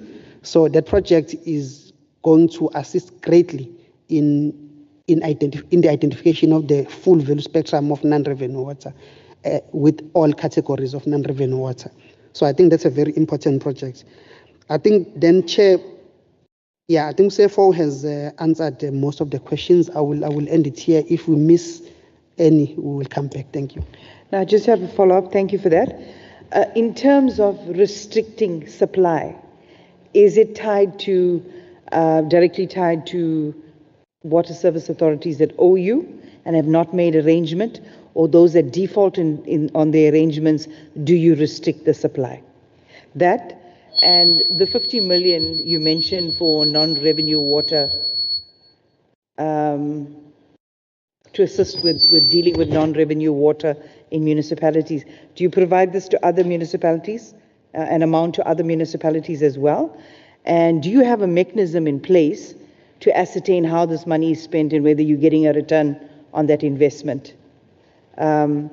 Just respond to that, and then if you could, in the coming days, provide this committee with a report of what the different water service authorities owe you, and maybe a report of how this 50 million is being used and whether you are satisfied with that. It'll be good for us to be informed of how this works. Thanks. Thank you, Chair. I think I'll touch on just the issue you started with in terms of water restrictions. So our bulk supply agreements, they do give us when there's payments that are sitting in arrears, the right to then go and restrict with the municipality. But that's after all intergovernmental relation initiatives have actually been exhausted. So at the moment, I think one thing I forgot to then mention was that we do have a area debt steering committee meeting that sits every quarter that is actually in collaboration with Cogta. They've actually assisted in ensuring that they then call these municipalities that owe us. In that particular meeting, we present the current debt status of those municipalities, and then they are actually given a chance to then commit as to how they're going to deal with it. So that's how we deal with our intergovernmental relations in ensuring that we don't just go out and then restrict.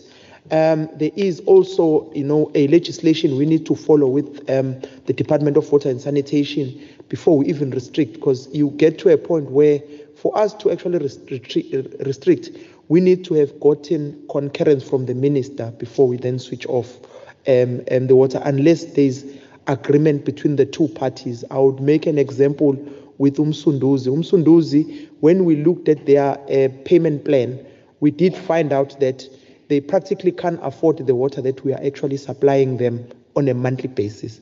And we then agreed that we need to then maybe curtail 10% of what we supply to them so that they are able to be within the affordability space.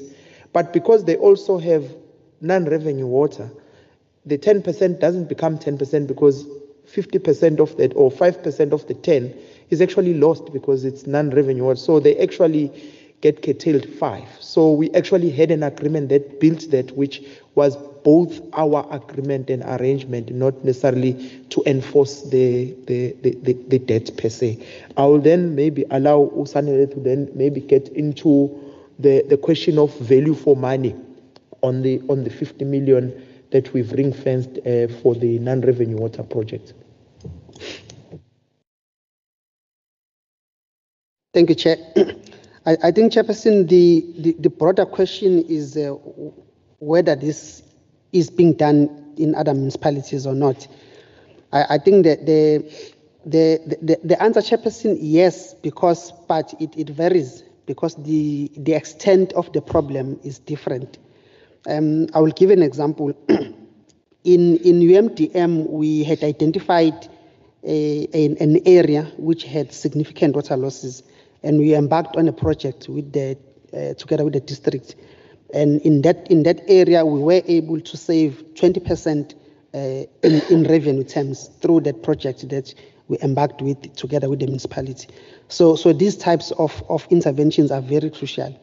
In the issue of eThekwini, the way it's so important is that eThekwini receives in excess of 1,200 megaliters per day of water. And if non-revenue water accounts for more than 40%, you can already see how important this project will be. It will bring enormous relief to the city and also ensure financial sustainability for our organization, because we wouldn't want a city to lose hundreds of millions per annum in non-revenue water when we can do something. In other instances, we engage with the municipalities, we work with them, and we develop with them the business plans where we identify areas of hotspots where funding could be applied for, and then the municipalities can then take the projects forward to implement. But yes, I think there is full value for money. It's one of the key decision-making we take before embarking on a new CAPEX project, because it will be no use to add new water when you can get water from savings. Thank you, Chair. Thank you so much. Over to you, Dr. Joey. Thank you very much, Chair, and thank you, honourable members, for the questions. We'll try to cover them all. Maybe if we can start on the issue of the capacity that was raised. I think in this regard, we all need to acknowledge that there are engineers and then there are water engineers, and there is a shortage of specialist engineers in this particular field. But what we have done is we've said we need to collaborate because they're specialists in different areas and different spheres of government, including Umgeni Utukela Water. So one of the things we're doing is collaborating very closely with the Water Board, which has really specialized skills. In addition, Honourable Matlopa, we have MISA. So MISA does have water engineers. We're currently engaging with the DBSA as well to look at technical expertise to assist us with some of the challenges insofar as capacity is concerned. And this is particularly the human resource capacity. So it's a combination of specialist technical skills as well as managerial skills that we need to have and to grow across our water service authorities. We also ensuring that at a provincial level we're able to coordinate. So there is a water task team that meets from time to time, and they are able to engage, collaborate, share best practices, and so on. So we're never going to get to a situation, at least in the short term, where everybody will have maximum capacity. But at least we are working together to ensure that we find solutions that are specific to our different municipalities. The municipal strategic self-assessment that is undertaken by the Department of Water and Sanitation is done on a regular basis. And that in turn assists us to deal with those issues of challenges that we face on the capacity side. I think as far as the non-revenue water is concerned, Honourable Barter said, yes, there's extensive work done in terms of the breakdown of the water losses. One of the reports that we also submit to the provincial legislature is in terms of Section 131 of the MFMA, and you'll be having your hearings that are coming up, your 132 hearings. So in that report, there's a detailed breakdown per WSA of the water losses that are experienced. We're able to break it down into real losses, physical losses, as well as your billing and other losses. Indigents we don't regard as lost water because municipalities have an obligation to provide free basic water. So that is measured in terms of the allocations that are made by the municipality for that and then attributed to the payment for water itself. The main losses are from infrastructure failure. Your breakages, your leakages, your aging and ailing infrastructure. So obviously the allocations for repairs and maintenance become a strong drive to ensuring that we're able to mitigate against this risk. In the province, I think 6 years ago, we were sitting at just under 1% on average that was being allocated for repairs and maintenance in terms of the National Treasury 8% norm. Currently, we are sitting at just under 6% as a provincial average. So over time, we have been able to grow the amount of investment in repairs and maintenance. Of course, in some municipalities, it's still reactive, but we have supported through our municipal infrastructure unit to try and develop planned maintenance programs as far as possible. And those are some of the things that we are trying to do to mitigate against that risk. Part of that is also ensuring that we're able to account for the water. So in many instances, you have meters at abstraction point. All of those in particular are sitting on the side of Umgeni Utukela water to a large extent, but the WSAs are required to have their own metering on their side. And so we are able to work with the water board and to do joint readings of meters and so on to make sure that we can account for the water accurately. So there's a lot of processes underway, and it's driven primarily by the audit findings on water losses and the need to ensure that we have water loss reduction strategies and plans in place across municipalities. And that means investing in some of these zonal meters, bulk meters, and so on, and they come at a cost of approximately 250,000 Rand per meter. But we are trying to get municipalities to invest in that. That's one of the things we're doing at Utukela district in particular. Other relief measures, I think, we understand that water tankering is not sustainable. It's actually not a solution. It's only a stopgap measure. So it's only to create immediate relief. It is not a solution to the water challenges. Boreholes are also not necessarily the best solution. They are also a medium-term fix for the problem. So ideally, we want to make sure that we are able to get water to all our communities. These are interim measures, but one of the strategies that we have asked Umgeni Utukela Water and DWS to look at are smaller storage dams to assist. So that we believe will be able to relieve the pressure on the systems themselves. On the issue of the reservoirs running dry, a large challenge is the fact that we do not have pressure meters. And that's a challenge because when the reservoir, you need to control the system's pressure across the board.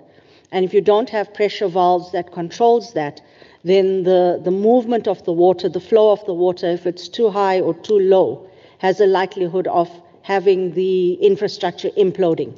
And so you will get breakage on your pipes and so on. And that's something that we learned through the water curtailment process. So the zonal meters, the pressure valves, and metering are all elements that need to be invested in to ensure that we're able to ensure consistency and sustainability of supply. So those are some of the technical solutions that are required across the systems to be able to help us to respond appropriately. Vandalism and sabotage and theft is always there, but municipalities are now taking precautions in terms of ensuring that they are able to secure the infrastructure. The auditors look at it also from a risk perspective. So that is being undertaken. The blockages, the pipes, the drainage systems, I think through the EPWP program, we spent some time assisting municipalities to make sure that the drainage system is cleared to ensure that there are no challenges. But also in terms of the water quality testing, DWS has now resuscitated the blue drop and green drop testing and analysis on an annual basis. It hadn't been done for a while, and that's back in place. So now we're finding that we are able to relook at water quality more carefully and to have citizens receiving clean water and preventing disease. The directives, I think DWS may want to comment on that, but there are the two directives at uThukela district, the Section 63 interventions, and at Umkhanyakude district. I think, as has been indicated, it is work in progress.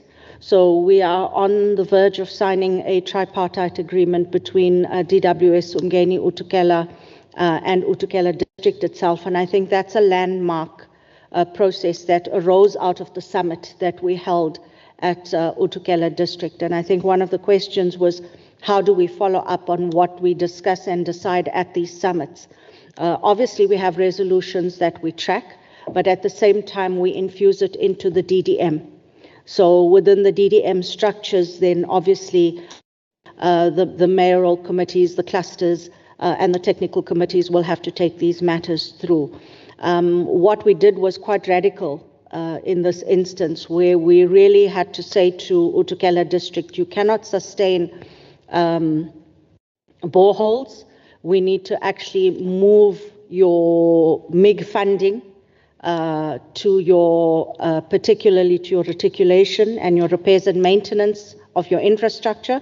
That then will couple to what Umgeni uThukela Water has to do on the bulk side. And if we did that, we need to have short, medium, and long-term solutions.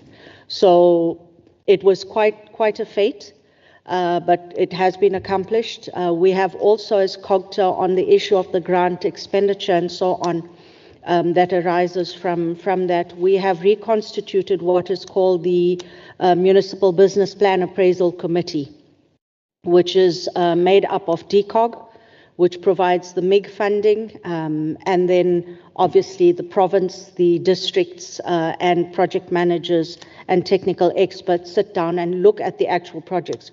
What we're trying to do is also make sure now that municipalities are not doing short-term fixes and short-term projects, that they are actually looking at multi-year projects so that you don't have under-expenditure on the grants. You can commit your MIG to 75% in the MTEF. So we're making sure that we have longer-term plans to ensure that infrastructure projects are adequately delivered. We're also trying to make sure that the projects that are coming through the Business Plan Appraisal Committee are completed. They are not left work in progress. And then also the fact that they must be aligned to the water master plans. In terms of the water master plan, we did it in 2020. We get updated data from time to time. We're not going to go through a full process of updating the entire water master plan. It will cost us millions of rands as it did previously. But what we are doing is working with each district to make sure that the districts then develop a water master plan that is informed by the provincial water master plan and at the same time takes into account the realities on the ground. We then make the adjustments and ensure that the water master plans are then updated and aligned as we go through that particular process. I think, ultimately we are working with Umgeni uThukela Water on the water debt side, as they've indicated. It is something that remains work in progress. We have said to them that they need to look at the entire value chain. They cannot start and say we are a bulk service provider, and as you get to the bulk meter, then your job stops and water doesn't flow out at the tap on the other side.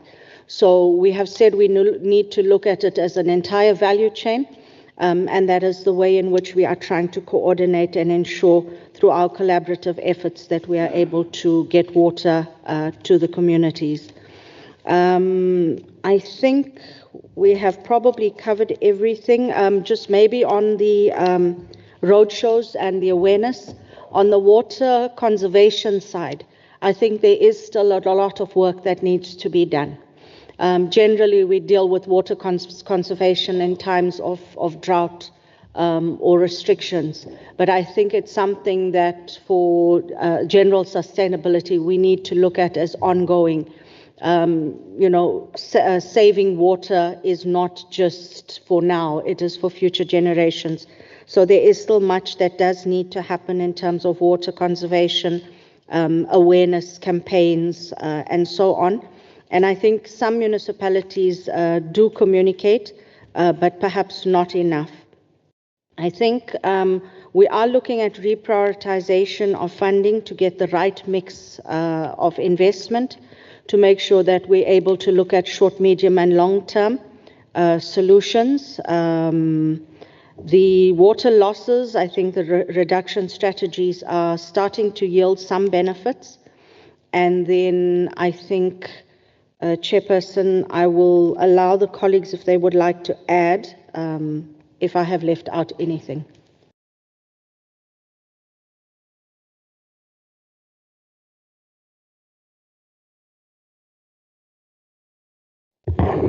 Thank you, HOD.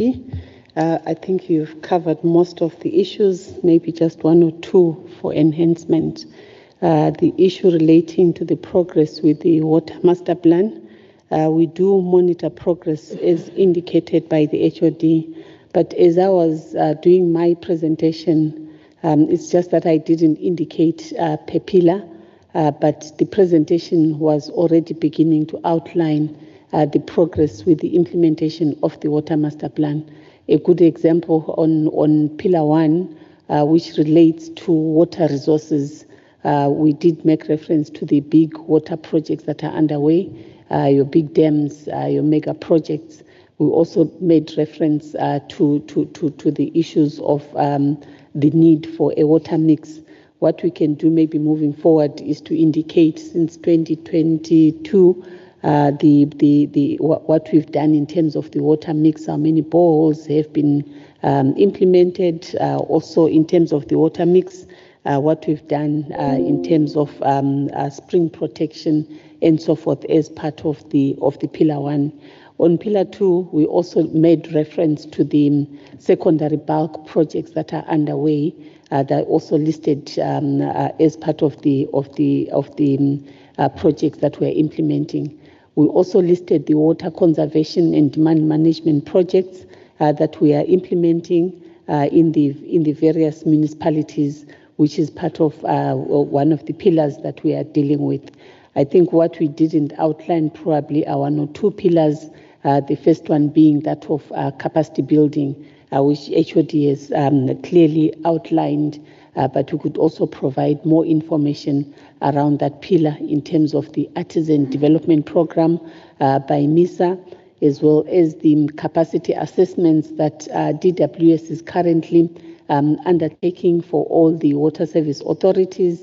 And we also have Umgeni Water Services program on the frontline support project or program that they are also going to be rolling out as part of capacity building. We also have the Water Research Commission and other role players, so we could probably enhance in future in terms of that input on how we are dealing with the water master plan interventions and all the pillars in terms of how far we've gone.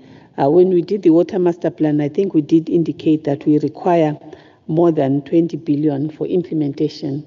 And as we progress, I think as HOD has indicated, we have made progress, but there are also regressions in some areas where issues of operations and maintenance are not receiving the attention that they deserve.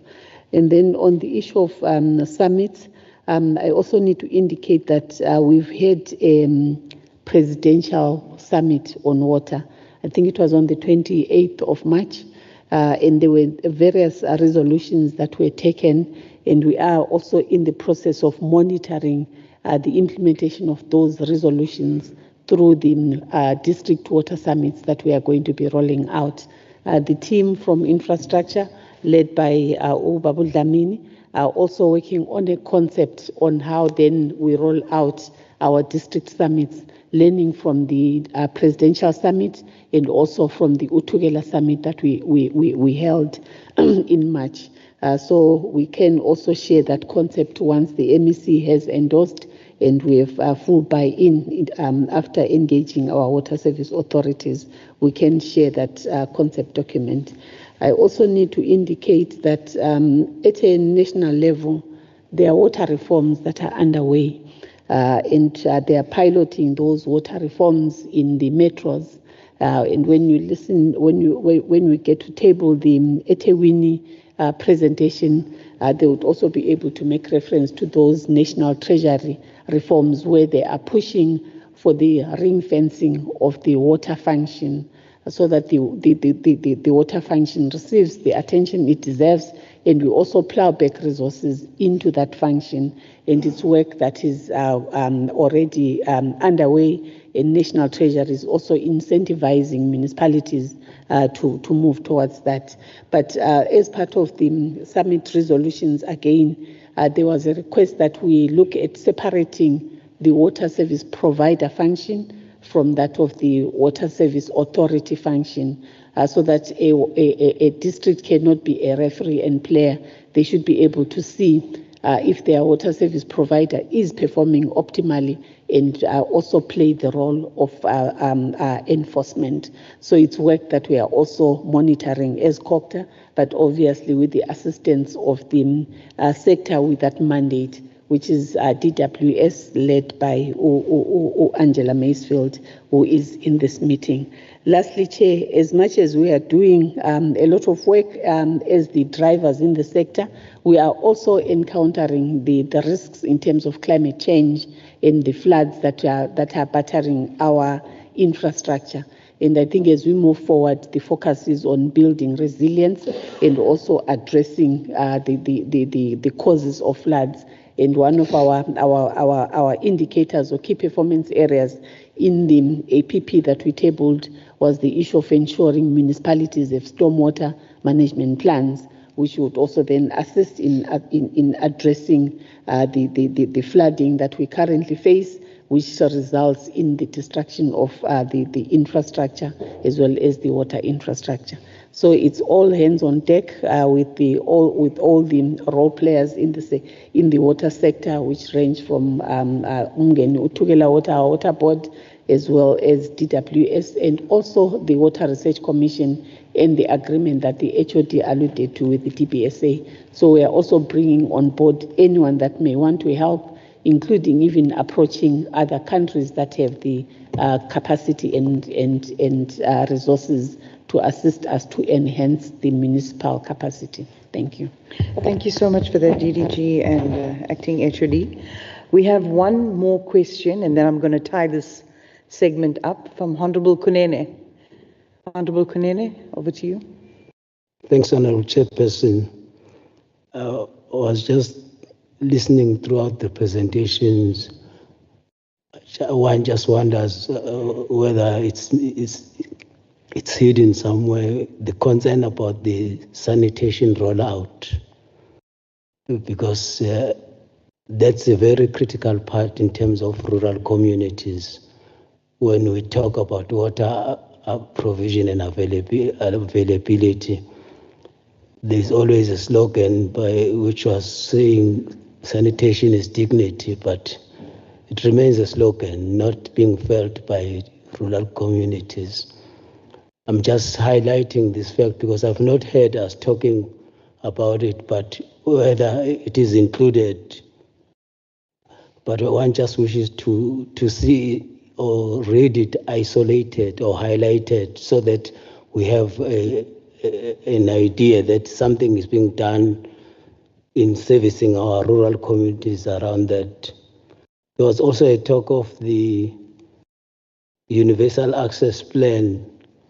One leaving this meeting of today doesn't have an idea in terms of what time frame are we envisaging that by this time we would have all communities having access to these services that you're talking about as a target or as a vision, so that whatever financial resources are plowed, we do check how far it takes us towards achieving that particular objective.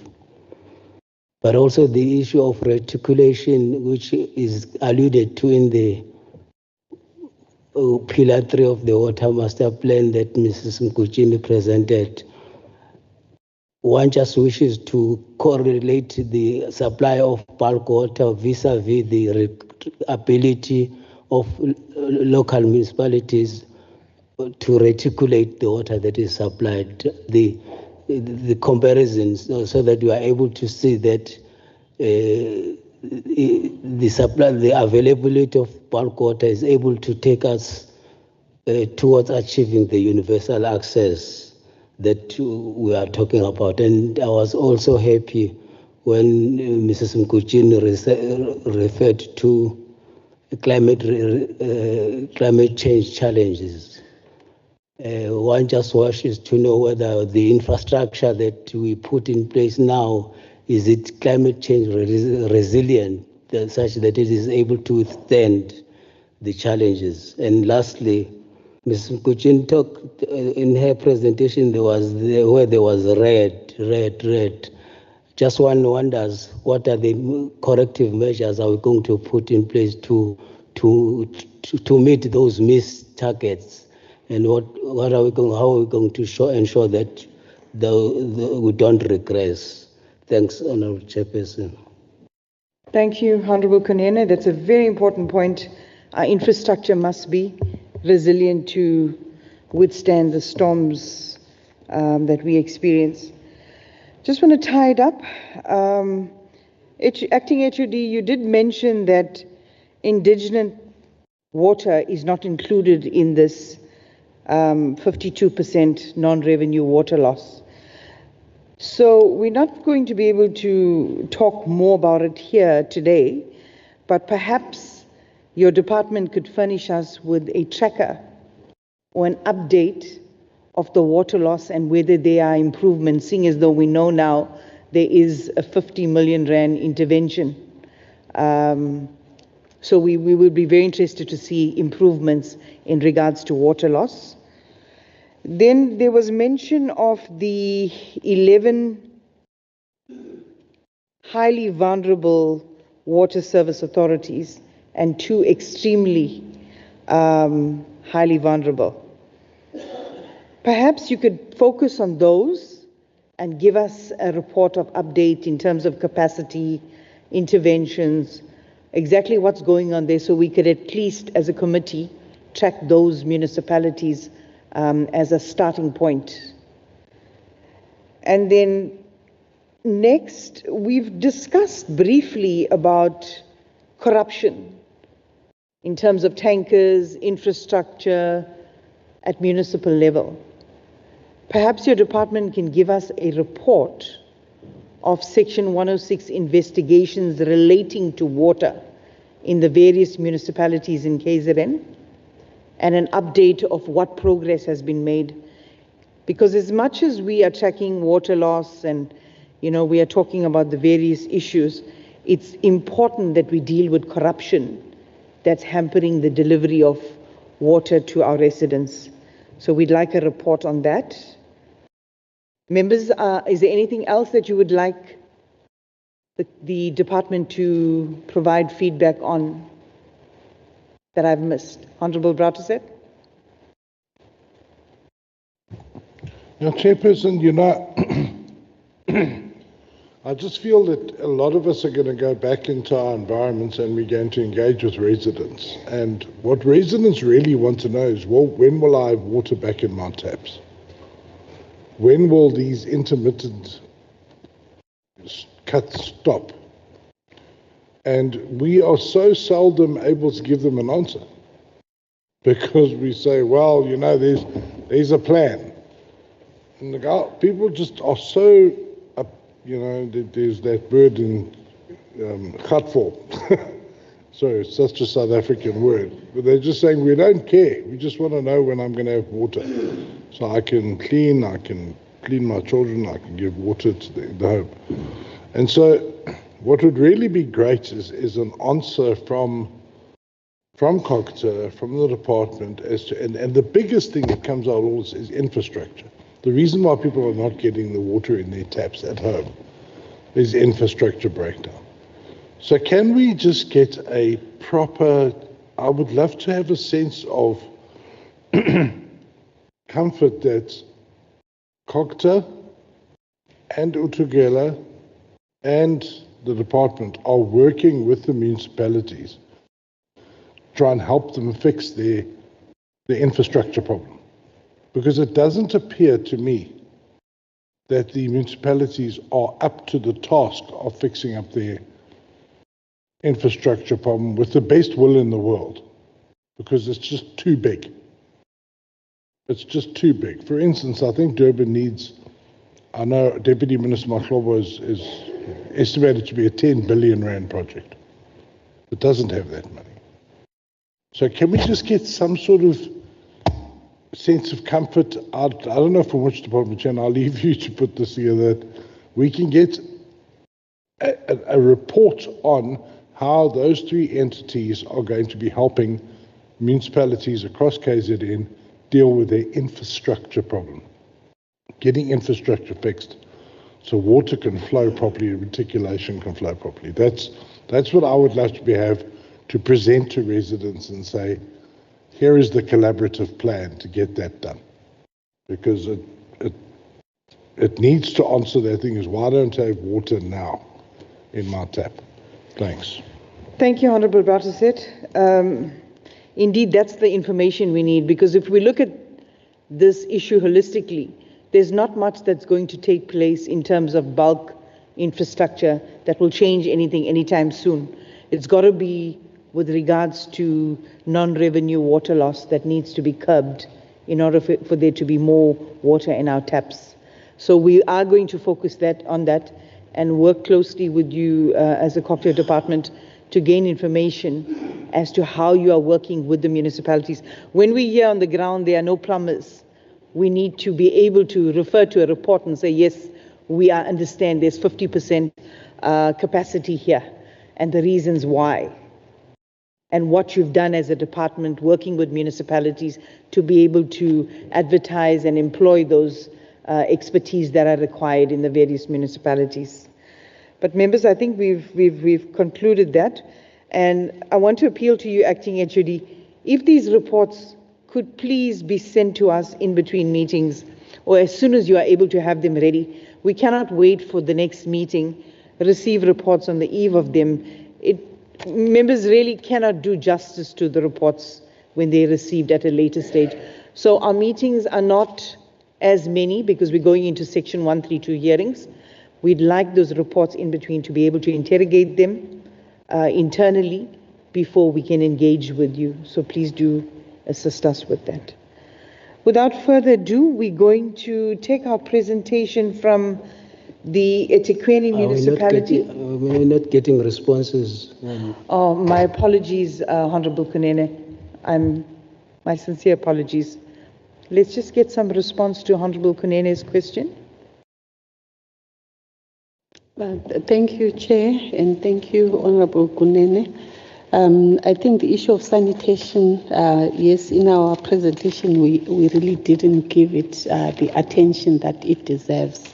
Maybe it's because water, in most cases, if you want flush toilets, you need water. So we thought maybe we needed to address the issue of water first. But we can provide additional information relating to sanitation progress and also the projects that are underway in terms of our MIG that are addressing the sanitation aspects. The issue of universal access, the initial plan of national government was to have universal access by 2030, which is part of the Sustainable Development Goals. It's also part of our UN, United Nations commitments, but it's unfortunate that that target of 2030 it's not going to be met, given all these challenges that we've outlined that we face within the water sector, and the regression that we also see in terms of the infrastructure that is not well maintained. Department of Water and Sanitation, they always do studies that we can call the water balance studies, and out of that they are able to then determine where supply and demand are not matching, and those studies then inform the bulk investments that we then see taking place which are then implemented or taken through utilizing the Arabic funding. So it is unfortunate that we would not be able to meet the goals, but as part of our Pillar 1, we can also then further outline the areas where we are going to have some form of universal access, although it's not as easy as the electricity aspects. I think for electricity as a country, we are sitting at about 93% and we are progressing. But with water, you'd find that some municipalities are sitting at 80% in this year, but come next year, they regress to 70% because of the issue of maintenance, which has then prompted us through the MIG MBPAC to ensure that when municipalities come to present their projects, we also channel them towards ensuring issues of operations and maintenance are catered for, and also to utilize the 10% threshold that has been made through the revised MIG conditions to ensure that they address the challenges relating to the dysfunctional infrastructure that we have. I think with the reconstitution of the MBPAC, we have made good strides in terms of avoiding building new infrastructure when we are not maintaining what is there. And also through our municipal finance, they are monitoring on a quarterly basis the provisions that are made for operations and maintenance. And moving forward, I think even when we assess our budgets, before budgets are adopted, we always check what has been provided for in terms of operations and maintenance, so that we address this issue of the regression that is affecting our universal access planning. Thank you. Thank you so much for that, DDG. Before we move on to the municipalities, Acting HOD, please also do furnish us with those resolutions that came out of the presidential water summit and how you're tracking those resolutions. Members, can we take both the presentations one after the other, and then we'll engage with the municipalities, directing our questions specifically to the municipality we want to. Is that fine? All right. So over to Councillor Ayanda Ndlovu from the eThekwini municipality. You'll present. Thank you very much, Honorable Chair. I've got Mr. Masha, who will be doing the presentation on behalf of eThekwini municipality, but after his presentation, what he will not cover, I'll be able to make additions. Thank you very much, Honorable Chair. And members, do note that the presentation has been shared with you on the group. Okay. Good afternoon, Chairperson, committee members, members from Cogta, the DWS representatives, colleagues from Umgeni Water, good afternoon, and colleagues from Ilembe. So I'll be taking you through the interventions that eThekwini Water is doing to address the challenges that we're facing in water and sanitation. So as an introduction, eThekwini Water is undergoing through a restructuring at the moment. That's based on the National Treasury reforms that my colleagues have mentioned earlier on. So on the reforms restructuring, the whole organization is being changed at the moment to address the inefficiencies in the department, to address the challenges that we're facing. So it talks about single point of accountability, where the head of department can be in charge of all his departments, including SEM, the finance and budgeting sections, and also the fleet management side. The reason we're doing so is most of those functions were centralized at the municipality, and what it meant was some of the decision making that was done internally was cumbersome, as there were many role players beyond EWS to address certain matters. So the reforms that we currently undergoing will assist us to be more efficient in running our business. So in terms of the reform strategy, there's a number of minimum commitments that we have done in the past few months. So Council has committed to the reforms to National Treasury. Those are from the M1 to M8 reforms that we're working on.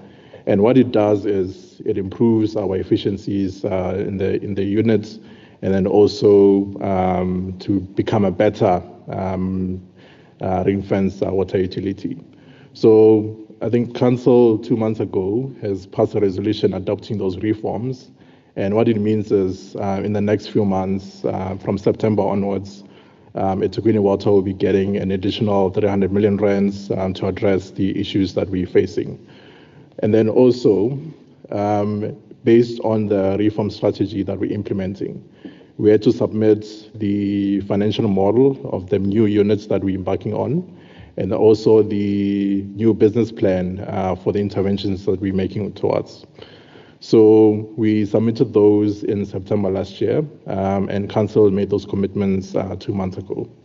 And right now what we're doing is we're also working on the performance indicators that National Treasury will be monitoring us on, from non-revenue to also blue drop compliance, green drop as well, and also how we monitor our, our performance in terms of reacting to consumer complaints from the consumer side.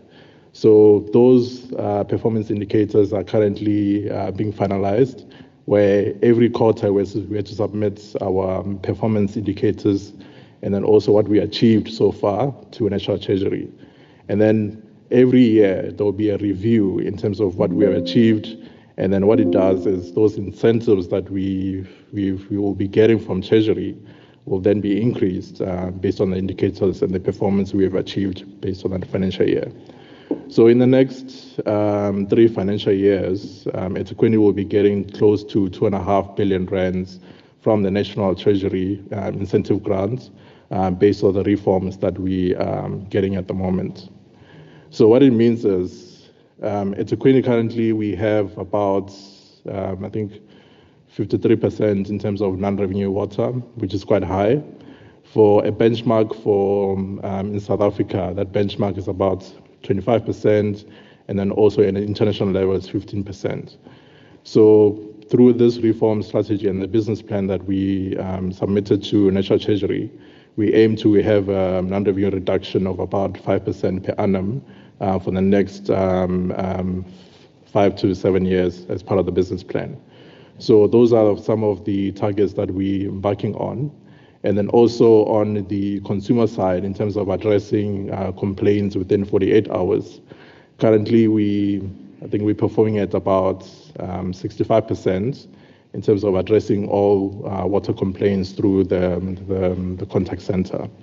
So with the reforms that we want to do, we want to achieve about a 90% or 95% targets in terms of resolving those complaints within 48 hours. And it's the same on the sewer side in terms of meeting those compliance and performance indicators. On the metering side, we understand that some of our consumers are not metered, especially on tribal land where they're sitting. So part of the reform strategy to even increase the revenues towards the EWS business unit is to have more meters, consumer meters installed where we're not metering at the moment. So part of that grant will be going towards that to make sure that we achieve a nominal benchmark of about 98% metering performance in the whole of municipality. So those are some of the indicators that are linked to the reforms that we are embarking on. And I think my colleagues from the Umgeni Utukela Water, they've indicated the water interventions in terms of additional water supply that we want to implement in eThekwini. So right now, as they've clearly indicated, we've reached the capacity in the system. At eThekwini, we're consuming about in excess of 1,100 megaliters a day, which is the maximum capacity of the system. And there are a number of interventions to address that. So the first one, obviously, is the Apam Smithfield Dam project, which we expect to be online in 2032, as my colleagues have indicated. And then the South Coast system, the Lower Mkomas system, where we expect that water to be pumped around 2028 or 2029. That will bring relief to eThekwini in the southern areas. So that's on the surface water interventions that DWS, TCTA, and Umgeni Utukela are doing.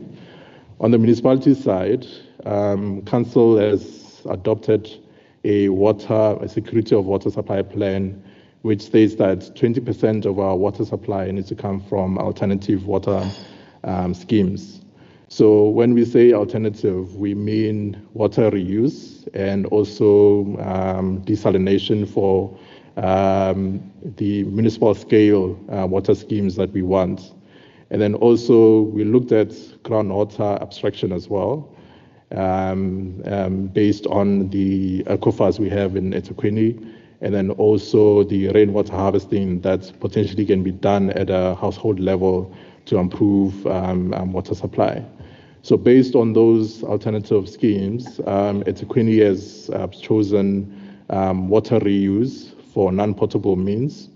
So we do have an existing project in the south of eThekwini where we're supplying them, I think Mondi and Saprev, when they used to be online, the oil refinery, with non-potable water. So we were supplying them initially about 30 million liters per day from that scheme in Southern Treatment Works. And what it meant was those consumers, those industrial consumers, were not reliant on the potable water network. So we want to expand that concept in eThekwini, where we want to take as much industrial players that are using a lot of water from the system to supply them with alternative water supply. So we've had engagements with some of the role players and the industrial players in the south of Durban, and then also in the north of Durban as well, where there's a lot of industrial parks under development, where we want to supply them with alternative schemes. So we have identified that potentially we can supply them about 50 million liters per day from this scheme. And then what it does, it frees up the potable water supply that we can supply for potable water means. And it's very sustainable and drought resistant because water reuse is reliant on what we're flushing down our toilets, our drains as well. And it's a sustainable water supply that we are tapping into as well. And then through these interventions on the water side, I'm sorry, I'm just in water. Apologies, colleagues. So some of the interventions that we're working on are on the water supply side. On the non-revenue water side, obviously, I've mentioned those interventions. We do have a pipe replacement program where we want to supply or replace about 1% of our total network every annum. We want to push that to a 2% baseline that we want to achieve in the next decade or so. But that's mostly reliant on the capital grants we'll be receiving from provincial and national government to implement those targets that we want to achieve. So also to complement the resources that we have internally, we want to engage with the private sector to complement the capacity in EWS. So we have a number of projects to address this, and the first one is the management contract, the performance management contract. So it's a similar model that Johannesburg Water has adopted in terms of their ring fencing of their water utility, and how Johannesburg Water was formed in the early 2000s. We want to follow the same model where it's a fully ring-fenced business unit in eThekwini, and we want to do so via a management contract. The other contract is a performance-based contract for non-revenue water, where we want to get the private sector to be involved in terms of non-revenue water reduction. So for that contract, we've identified a catchment in eThekwini. It's called the pink area, the Phoenix, Inanda, Ntuzuma, and Kwamashu, where we want to ring-fence that area, not necessarily give it to the private sector, but partner with them to reduce water, non-revenue water reduction in that area. So it's about 98,000 water connections in that area, and we've partnered with the World Bank to do that feasibility study in 2021, and right now that feasibility study has been completed, and the aim of it is to the private sector to come in, invest their own skills and capacity to reduce the non-revenue in the area, and they will be paid from the savings that they'll be achieving based in that catchment. So they'll be incentivized then to be reducing those non-revenue water levels.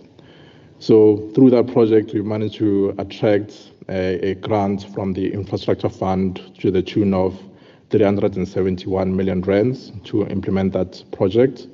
And we've partnered with the Development Bank of Southern Africa and also the Water Partnerships Office, which is seated at the National DWS office. So they're also complementing us to implement these schemes and also to address non-revenue water levels, as we're getting a lot of resources from the national level as well. So I think it's to cover those water schemes and the non-revenue water interventions that we're working on. So that project, we're just finalizing the procurement documents, and we'll be shortly approaching council to do so. And then we also looked at desalination schemes as well for eThekwini, but the partnership we entered into Umgeni to do that feasibility study was, it indicated that desal is still quite expensive for the city to consider, as it means that ratepayers will be paying a higher tariff to address the desalination scheme, because the costs that are coming out because of the energy costs are quite high to address those levels. But I think I'll pause there. If there's any additions from my councillor, I'll take it from there. Thank you. Thank you so much for that, Councillor Ndlovu. We are going to move on to the Lembe District Municipality, and then thereafter. Members, please take note of your questions, note them down, and then we'll deal with the questions. Also to Ilembe, if you could summarize your presentation so that we will allow more time for members to engage with you and you'll be able to respond to their questions. Thanks. So, Honorable Chair. Yeah, this is Councillor Ndlovu. May I add?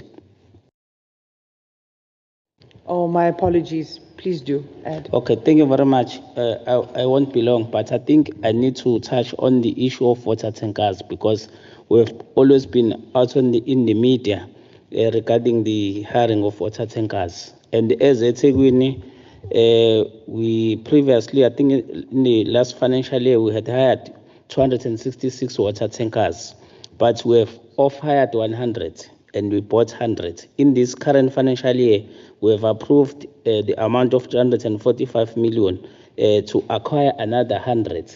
So as we move forward, I think we'll be left with 66 only hired, because we are committed in terms of ensuring that we build the municipal capacity, so that we are not accused of not repairing or addressing the water issues, because there are some officials or politicians who are benefiting in terms of hiring of water tankers. So I think that's one we need to put it before the portfolio committee, that we are making the number of water tankers much lesser, the ones that we have hired. And the issue of Umgeni, we must also upload Umgeni water uthukela for the working with eThekwini. I think there is a package plant in KwaXimba, which we have just recently been handed over to the community by the Minister of Water and Sanitation. And the issue of non-revenue, I think it's a very serious issue. Every time the AG report is indicated, but there are some other things that I think we need to mention before the portfolio committee, which as a committee of trading and services have identified. The issue of supplying water through water tankers, we have got filling points, and you find that there are filling points within eThekwini and they are not metered. And it's something that you said it must be addressed, because that water cannot be accounted for, the one that is filled in the water tankers. I think those are the additions. Thank you very much, Chairperson. Thank you so much. Over to the Lembe District Municipality.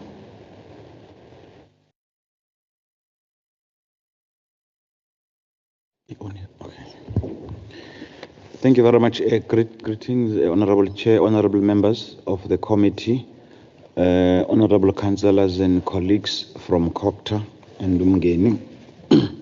Chairperson, I'll be very quick. As you indicated, again, my name is Zimpele. I'm the municipal manager, but we have a team when it comes to answering. Well, depending on the questions, we'll split the questions accordingly. Chairperson, the first few slides I'm not going to talk to. It's just the presentation outline, the mandate that we have as a Water Services Authority, the map and the boards. That's slide 4. Then slide 5 and slide 6. Chairperson, I'll just slow down a bit in terms of population, as it indicates. On the 2022 Stats SA published results. What is noticeable, Chairperson, which we are dealing with as one of the key problems, is on slide 6. If you look at KwaDukuza local municipality, the growth, Chairperson, tells you that in the last 20 years, the population in KwaDukuza has almost doubled. It shows a 93.6% in 20 years. That, Chairperson, outstrips any projection that would have been done in 2020, in 2001, in 2016, even in our own master plan, when we were projecting in terms of the population would have KwaDukuza.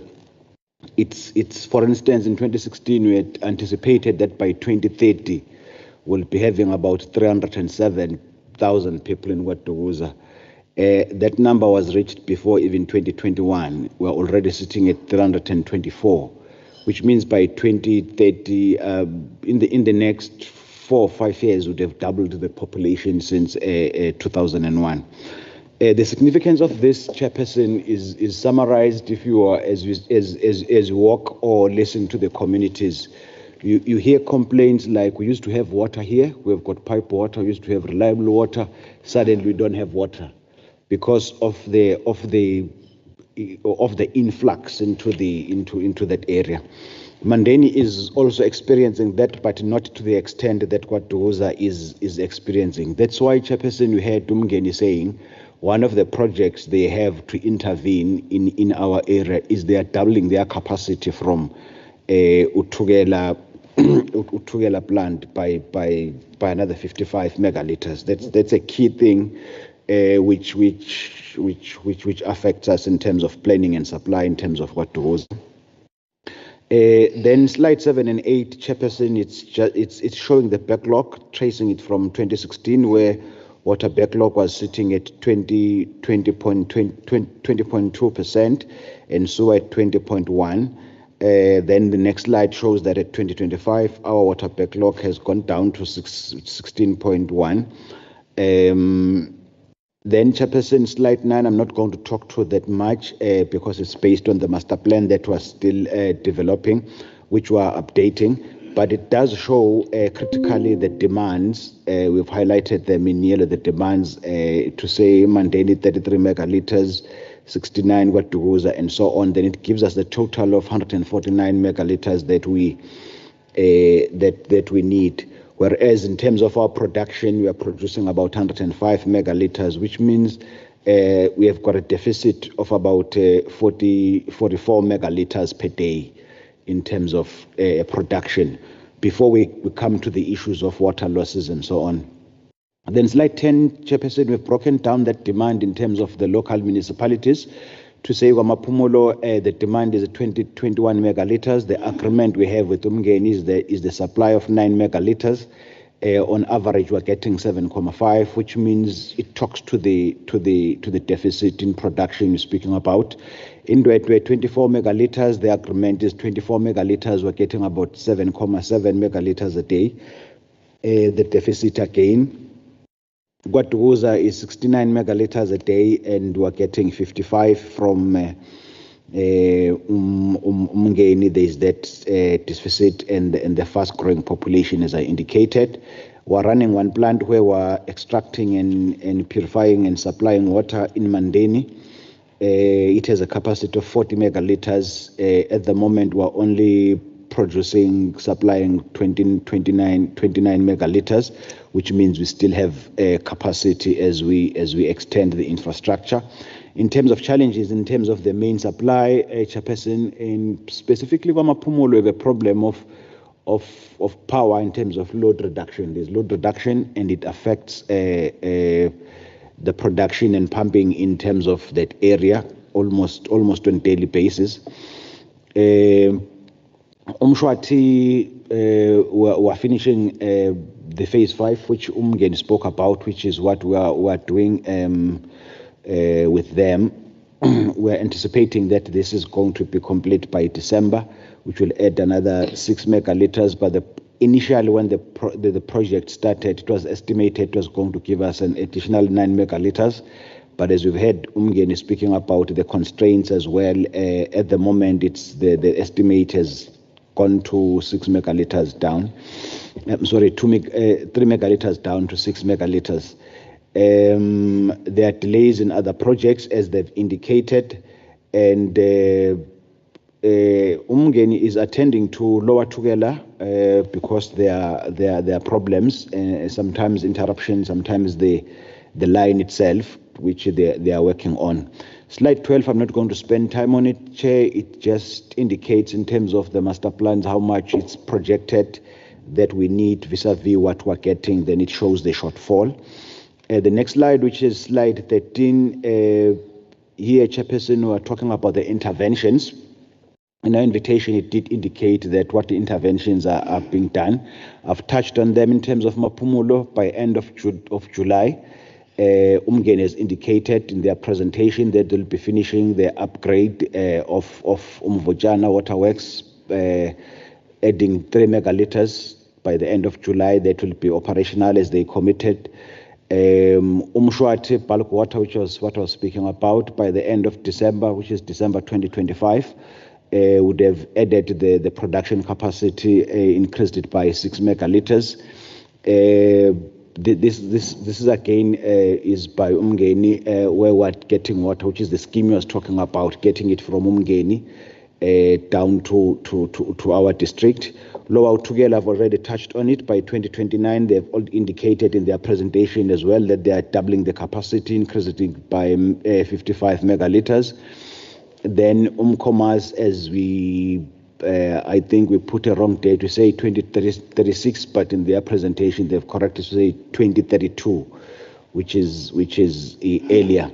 When you look at that in terms of numbers, Chairperson, taking into consideration the question that was asked, that will go a long way in terms of reducing the deficit, maybe to about 5 megaliters by 2030, which is the target date. And we think it should be, in terms of our backlog, it should be sitting around about 5% by 2030. In terms of infra grant allocation, we're just saying in that slide, we're spending 100% of that amount. Last year we had applied for rollover for MIG, that's why it's sitting at 255. As at yesterday, the financial year that ended yesterday, that is expended 100%. Capital projects, Chairperson, I'm not going to go through them. It's 2 pages of about 25 projects that are listed. It shows the locality in terms of the local municipality. It gives you the funding, whether it's WISIG, MIG, RBIG, or internal. It shows 3 years, current financial year starting today in terms of our financial year, and 2 outer years.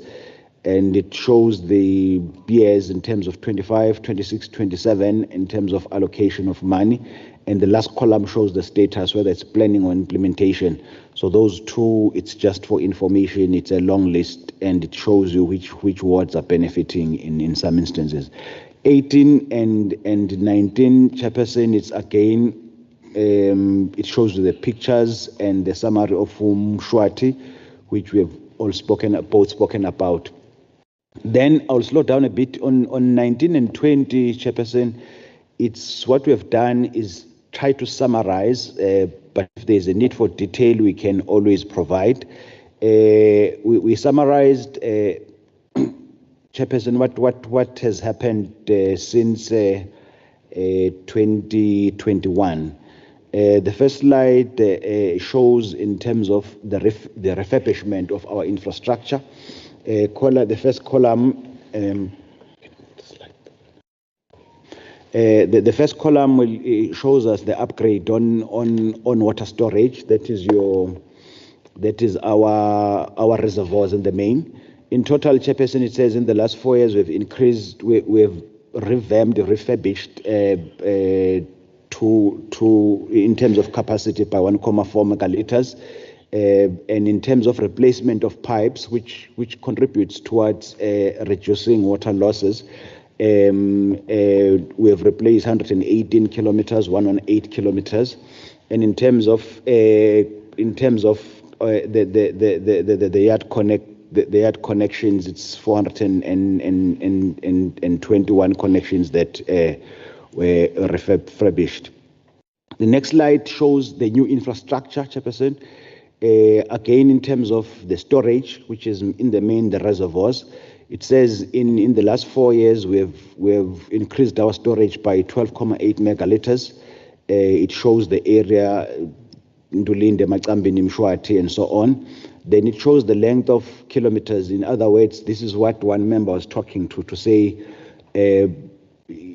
Umgeni may be supplying water in terms of bulk, but what are you doing in terms of the network, the infrastructure extension to households? So in the last 4 years, Chairperson, we've lengthened, extended our pipeline by 135.8 kilometers. And in terms of yard connections, where in terms of the project, we've connected households, we've connected 920 households. Then at the bottom, it's the sewer. Again, in terms of storage, 2 megaliters, which is new, and the pipeline in terms of the sewer is 21 kilometers. And we're saying potential there, household connections, 695. That talks to, Chairperson, if we're saying potential, it means the local municipality will have to connect those houses. They can connect that number. Short-term interventions, Chairperson,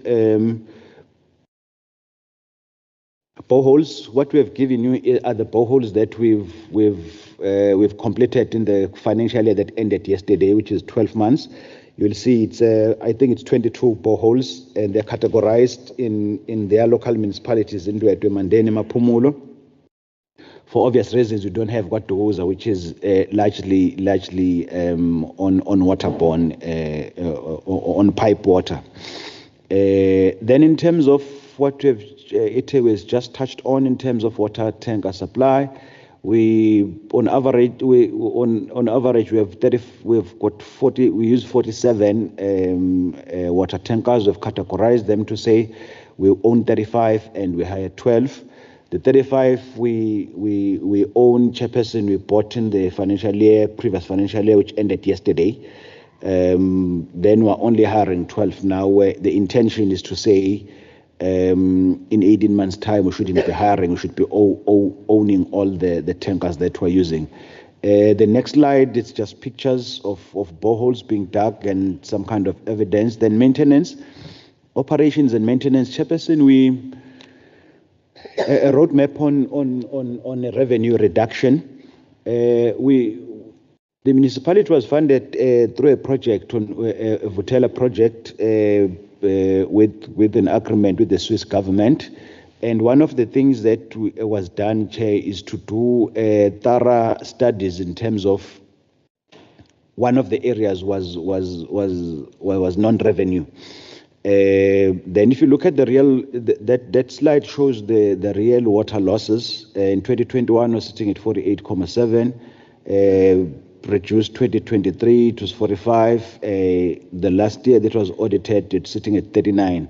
So as we replace the aging infrastructure, you can see the progress there. I'm not going to go to slide 30 and 31, Chair, except saying as part of the strategy on non-revenue, there are a list of activities, strategic activities that have to be done by, in our instance, the finance and the technical department to ensure that we're reducing water loss. Like, for instance, if we had to take one, is to make sure that all projects immediately they are connected, they are registered immediately. You don't have a gap, because one of the studies was showing that they complete, and it takes a bit of time for the finance to do their part. So there are 12 of those activities spread in 2 slides, so I'm not going to go to them. Then on slide 32, Chairperson, we've got the real water loss reduction project implementation, where we said in these areas we can tell that there is no amount of fixing of pipes that's going to assist us in improving. We have to be replacing the pipes. So those are the projects. We give you the name of the project: Zinkwazi AC replacement, the amount that we spent, Blythedale, Stengamena, High Ridge, Warrington, Shakaville. Most of them, if you were to look at them, are within KwaZulu-Natal, and then it down to Mandeni. Vutela project, as I spoke about it, Chairperson, an amount of project of about 30 million. We also cite that in terms of the leak detection and repair and recommissioning and servicing of PRVs and controllers.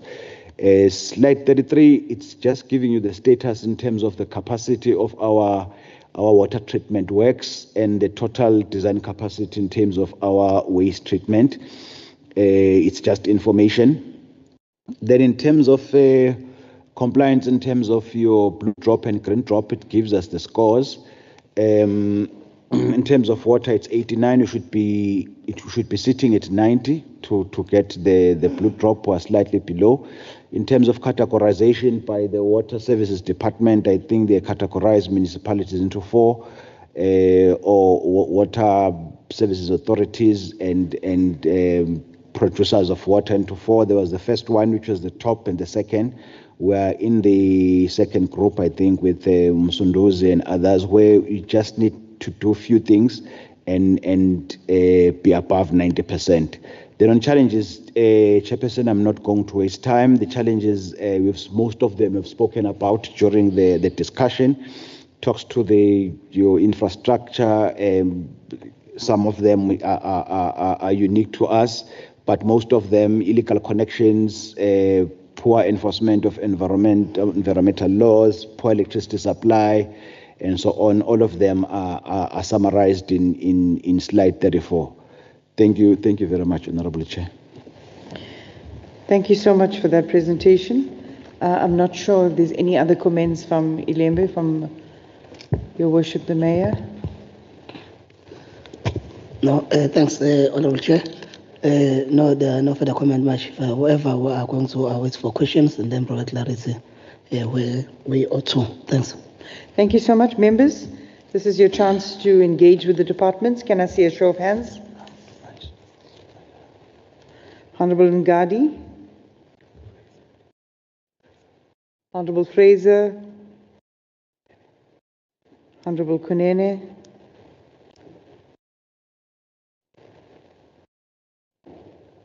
Is there any other member?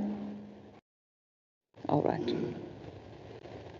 Thank you so much. Let's hear you, Honorable Ngadi. No, thank you. Hlala asibonge ithuba. Chairperson, the water crisis in eThekwini Metro seems to be linked with to corruption and incomplete contract work. I'll tell you, Slalo, I think udaba laseThekwini yomele silixoxe eParliament and come up with a decision as what needs to be done, because the issue of eThekwini is very serious, and I don't think we need to take it very light. I will prepare my research report to yourself, Chair, with various issues that we need to look into patterning of eThekwini municipality in the main. And thank you very much, Kacheni. That was my ball of contestation in the issue of water tankers. And he has indicated that they are reducing the supply of water tankers versus the 266 that were being hired in the municipality. And it's an issue on its own. And as much as they are looking into it in reducing the issue of hiring water tankers, I think is oslegelela kakhulu. I just want to check on the issue of the bill, the water bill to the society. Have they looked into it as the Council of eThekwini on the issue of the amnesty? Because the water has been an issue for some times, and yet we need to be taken into confidence as the portfolio committee whether they've looked into this bill in order to make sure that our society, at least there is an amnesty with regards to the water bill, while we are busy sorting out the matters of concern as the department. And siyabonga kakhulu with regards to the issue of the desalination plant, and that one which is being examined. I think it will assist the municipality a lot if they looked and they work on that one going forward. But other than that, Sihlalo, bewilogo, but ngiza submitela incwadi with more details on what I was trying to say. Thank you, Honorable Ngadi. Honorable Fraser. Thank you very much, Honorable Chair. Maybe, Chair, let me start by thanking the presenters for both the reports from our municipalities. And Chair, I think Councillor Ndlovu read my mind, because I was also more interested on the issue of the tankers, and I'm happy that he addressed them.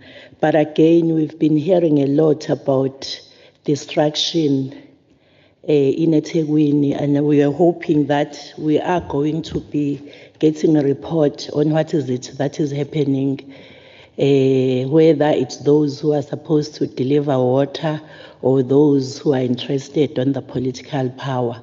We've heard about sabotage in that effect, if they can touch on that. Then the second one, Chair, I think again it's a policy matter. Many a times you'll find that the schools have been cut, and my understanding is that the schools are still charged as big businesses. This one goes to both municipalities and it's directed to the political principals. If they can share with us, are there any attempts of ensuring that they sit down and come up with a policy which is going to assist our schools? But again, in terms of the meter readings, are they addressing the issue of ensuring that the schools are paying what is due to them correctly? Ngiyabonga kakhulu, Sihlalo.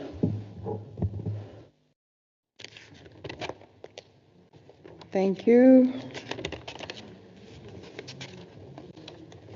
Our next speaker, was there a next speaker? I lost my, all right, Honorable Kunene and then Honorable Prataseth. Well, thanks, Honorable Chairperson. I want to comment on the report from the municipal manager of Ilembe district that he presented to us, which is comprehensive, and we appreciate it very much. He referred to the matter of load reduction. There's a feeling among our communities that this load reduction targets the poor communities. I don't know whether we need to engage ESCOM to make us understand how is this load reduction being rolled out, because there is that concern and feedback from communities. And when you find that in urban areas or big cities and towns, there is no load reduction that gets implemented. So that's the issue I wanted to highlight. But then on page 30, no, slide 13 talks about funding that's required to meet the current backlog, which is 30 years in terms of what is written here. And I laugh to myself because I think if it goes to records of Ilembe in the advent of local government around the year 2000, it was also 30 years. So there's this, I don't know, people like this 30 years. Because 30 years in 2001 should now be far less than 30 years, but it's always said 30 years is the backlog. But I was also looking at the slide 32, where he was talking about non-revenue water. Have you factored the non-revenue water challenges into the backlog of the slide 13 that talks about 30 years? Because you're talking about income that's required or funding that's required to replace the infrastructure there. And lastly, the SIS project that you talked about, municipal manager.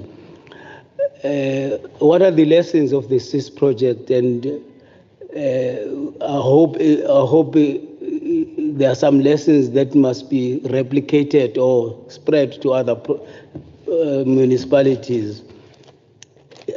I don't know whether it's complete, it is complete or it's still on, but I just wanted to inquire from you, what are the lessons that are learned out of this Swiss funding, and also how can it be rolled out to other municipalities in terms of how helpful it was when it was implemented in the district? Thank you.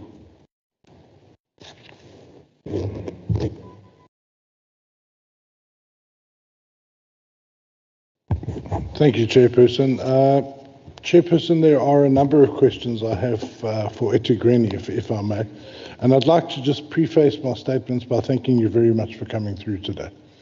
It's great that you accepted the invite of the committee, and it's just great that we have a collaboration between all the departments, so we can, on the one hand, find solutions, but on the other hand, have information that we can give to our residents on the ground, because we were elected to obviously represent them and give them answers. So, Chairperson, if you can just bear with me, I have a couple of questions. The first one is in relation to actual spending. So the questions that have been raised is that the spending on infrastructure seems to be taking a bit longer than would ideally be the norm. For instance, by 31 May, which was just a month ago or so, only about 35% had been spent of the community infrastructure budget. So can you just give us an idea of why that is taking perhaps longer than I'm sure you would like to spend that money? And then if there are unspent funds at the end of the financial year, will they be rolled over into the next financial year? So that's just the first question on expenditure. And obviously I'm asking it in light of the fact that obviously there is a massive pressing issue of infrastructure collapse in eThekwini that I'm sure we would all like to have urgently resolved. Then under the issue that it comes up a lot is water restrictors and curtailments. Can you give us an idea or a sense of the kind of scientific or technical basis on which water restrictors are put in place or curtailments have done? Just so we can have an idea what the protocol or the methodology is there. And then are those water restrictors being placed right across the board? Are they being placed in non-revenue areas and in areas where customers or clients are paying for water? Then the next question I have, we tried to put a finger on this on this particular question, and I debated this in the legislature in the previous water debate, where we're trying to do estimations of the non-revenue water. Now we're told that it's around 58%, but do you have a figure for us? In other words, 58% is how many megaliters or how many kiloliters? Well, what does that figure look like? And then what is that in terms of a loss? At the time, I got figures of, I think about eThekwini pays Utrugela Umgeni around about 11 Rand a kiloliter, and then obviously sells it on at varying rates because it's a sliding scale. So if we are paying 11 Rand a kiloliter and losing it, not getting revenue in for it, how much money are we losing in terms of actual, if you're buying it for 11 Rand and getting nothing for it, you're losing there, but also in terms of potential turnover. If you were to be selling that on to a customer for, let's say, 20 Rand a kiloliter, you're then losing 9. Do you have any handle on, so how many liters of water we're losing and then what that's worth? And if we were to, if we were to actually be, getting the money in for that water, what sort of impact that could have on our infrastructure problem?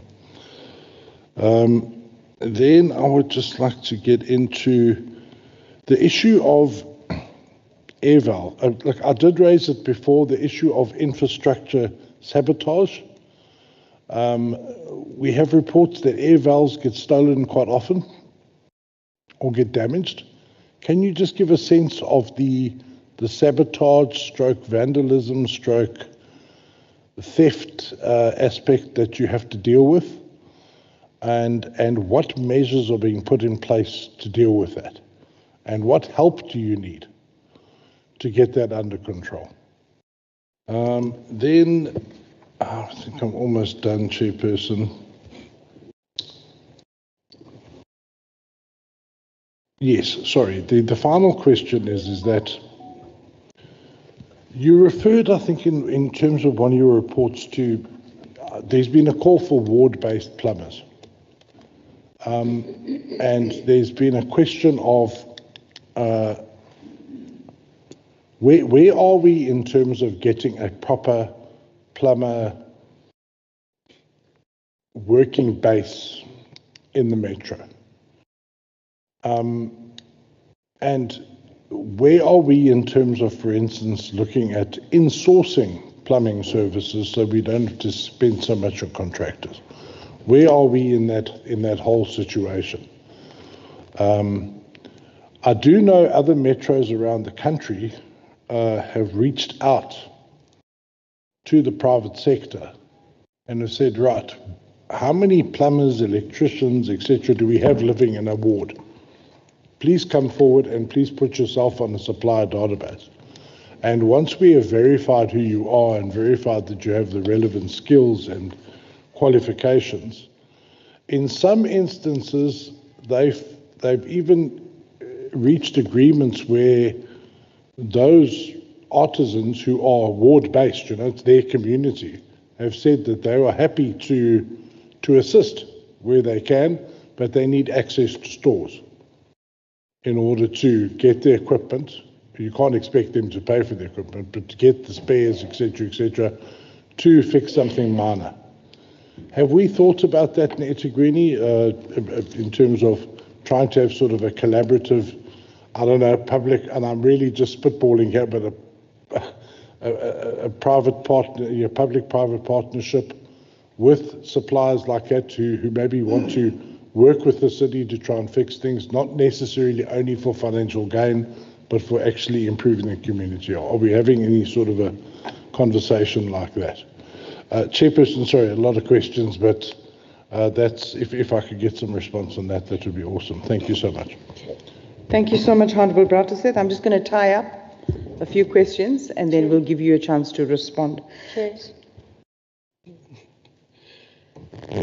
Honourable Madlopa, you'd like to ask a question? Yes, thanks. I'm so sorry, Honourable Chair. I'm still keep on getting outside. I'm having a challenge in my constituents.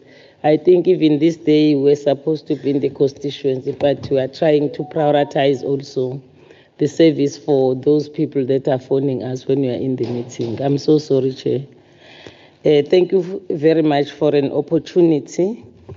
We want to appreciate the presentation from eThekwini and Ilembe. It shows that the collaboration with UUW as well as the department, it talks to each other when they were doing presentation. So thank you very much for that. I think if we all work together, there shall be a big or great result coming forward. I want to check here on the issue at eThekwini. I think it's the area of KwaMashu that they are saying, or issue of the North or Inc. They are trying to really do public-private partnership in regard to water. What I want just to check, is there an assurance that in regard to the costs that will be paid by the residents is not going to be different from those that are not in partnership with the private sector? It's a good thing because we always call for private sector, let's have, but also for the security of the ratepayers, that they will be paying same in regard to water, despite that they have invested, the private sector has invested in that public-private partnership. The second one, Chair, I think it also came out when Uthukela or Umgeni Uthukela Water Board was doing presentation, and you have also indicated that there is a challenge in eThekwini that you have exceeded the license that you got in regard to supplying water. And as a result of that, you have done, I think it's 8%, if I'm not mistaken, 8% reduction, so that you try to be in line with the license. But you also indicated that to try and mitigate that, you are trying to deal with this issue of non-revenue challenge, that you reduce also that one. Maybe if you can unpack a little bit, how do you try to reduce on that non-revenue or the loss of water? How have you tried and reduce that, maybe so that we can really understand, because the indication was that the demand is exceeding the supply. That is why now you have exceeded your license. Maybe I didn't get it well. Maybe if you can assist me with that one, so that one understand. Thanks, Chair.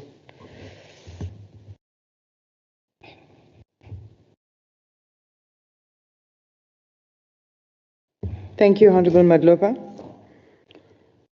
Okay, we just have a question here from Honorable Fraser, who had to leave. Has Honorable Fraser left? Yeah. Would you like to ask these questions, Honorable Fraser, before you leave? All right.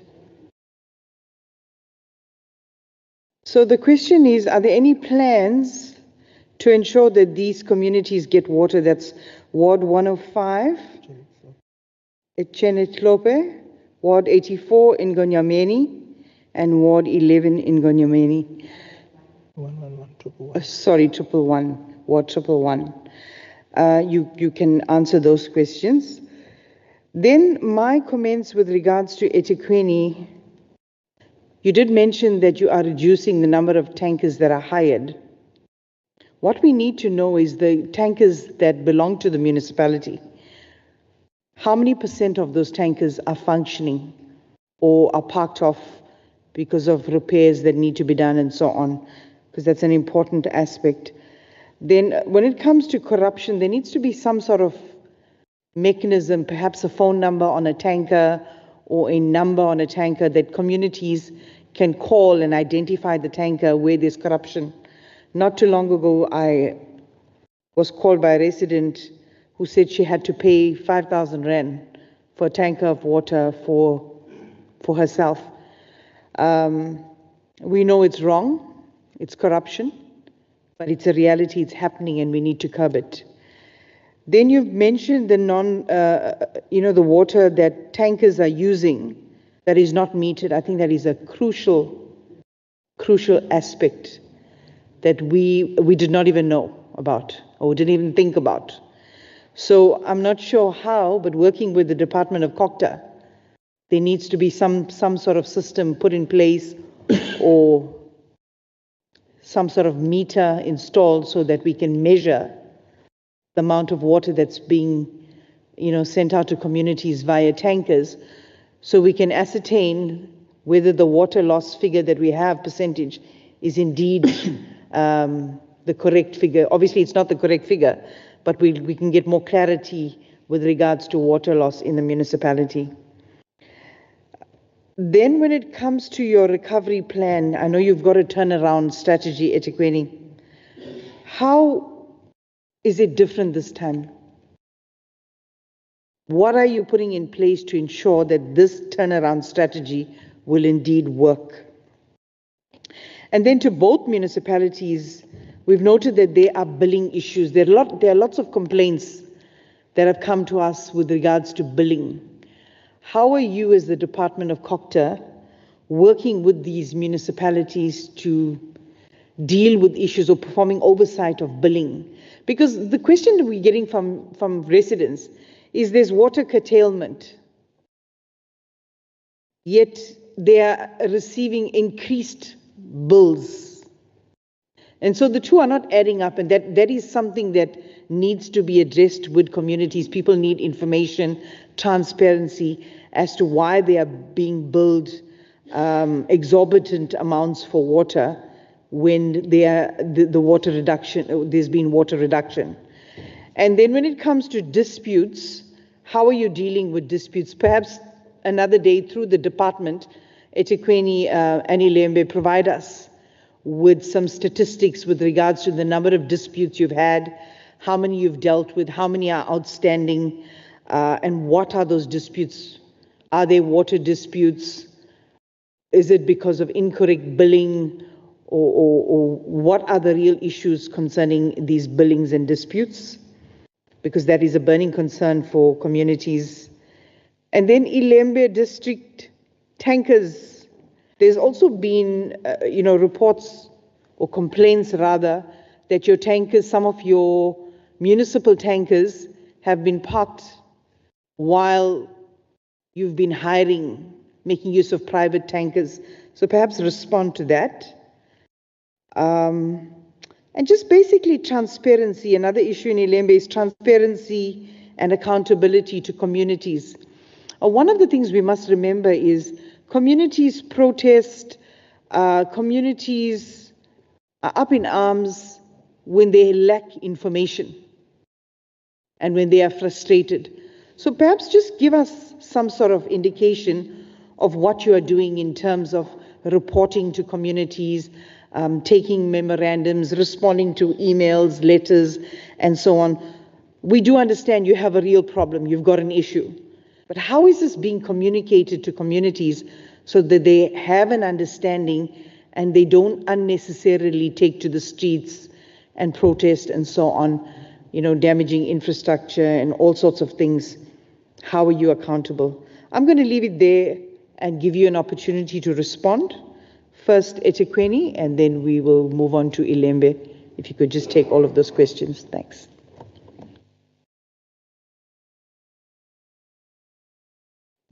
Thanks, Chairperson and committee members, for those questions. I'll address some of the questions, and then the Honourable Councillor can take it from there. The issue of amnesty, we did look at it internally as EWS, and then also the Treasury officials. So Council has approved a policy to say we will reduce your billing by 50% from January up until January, your historical debt up until January of 2025.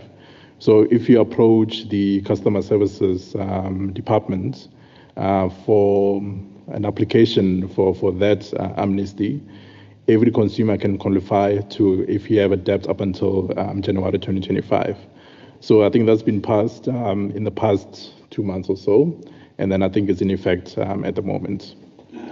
And then regarding the capital spend amount, I think the issue, is the same issues we're facing in, like Mungino together has mentioned, on the procurement side of things. What we've recently learned is the issue of centralizing the SEM function at a centralized portion in the municipality delays service delivery, because let's say I want to issue a tender to resolve a challenge in a particular committee. It takes a number of steps for that contract to be approved.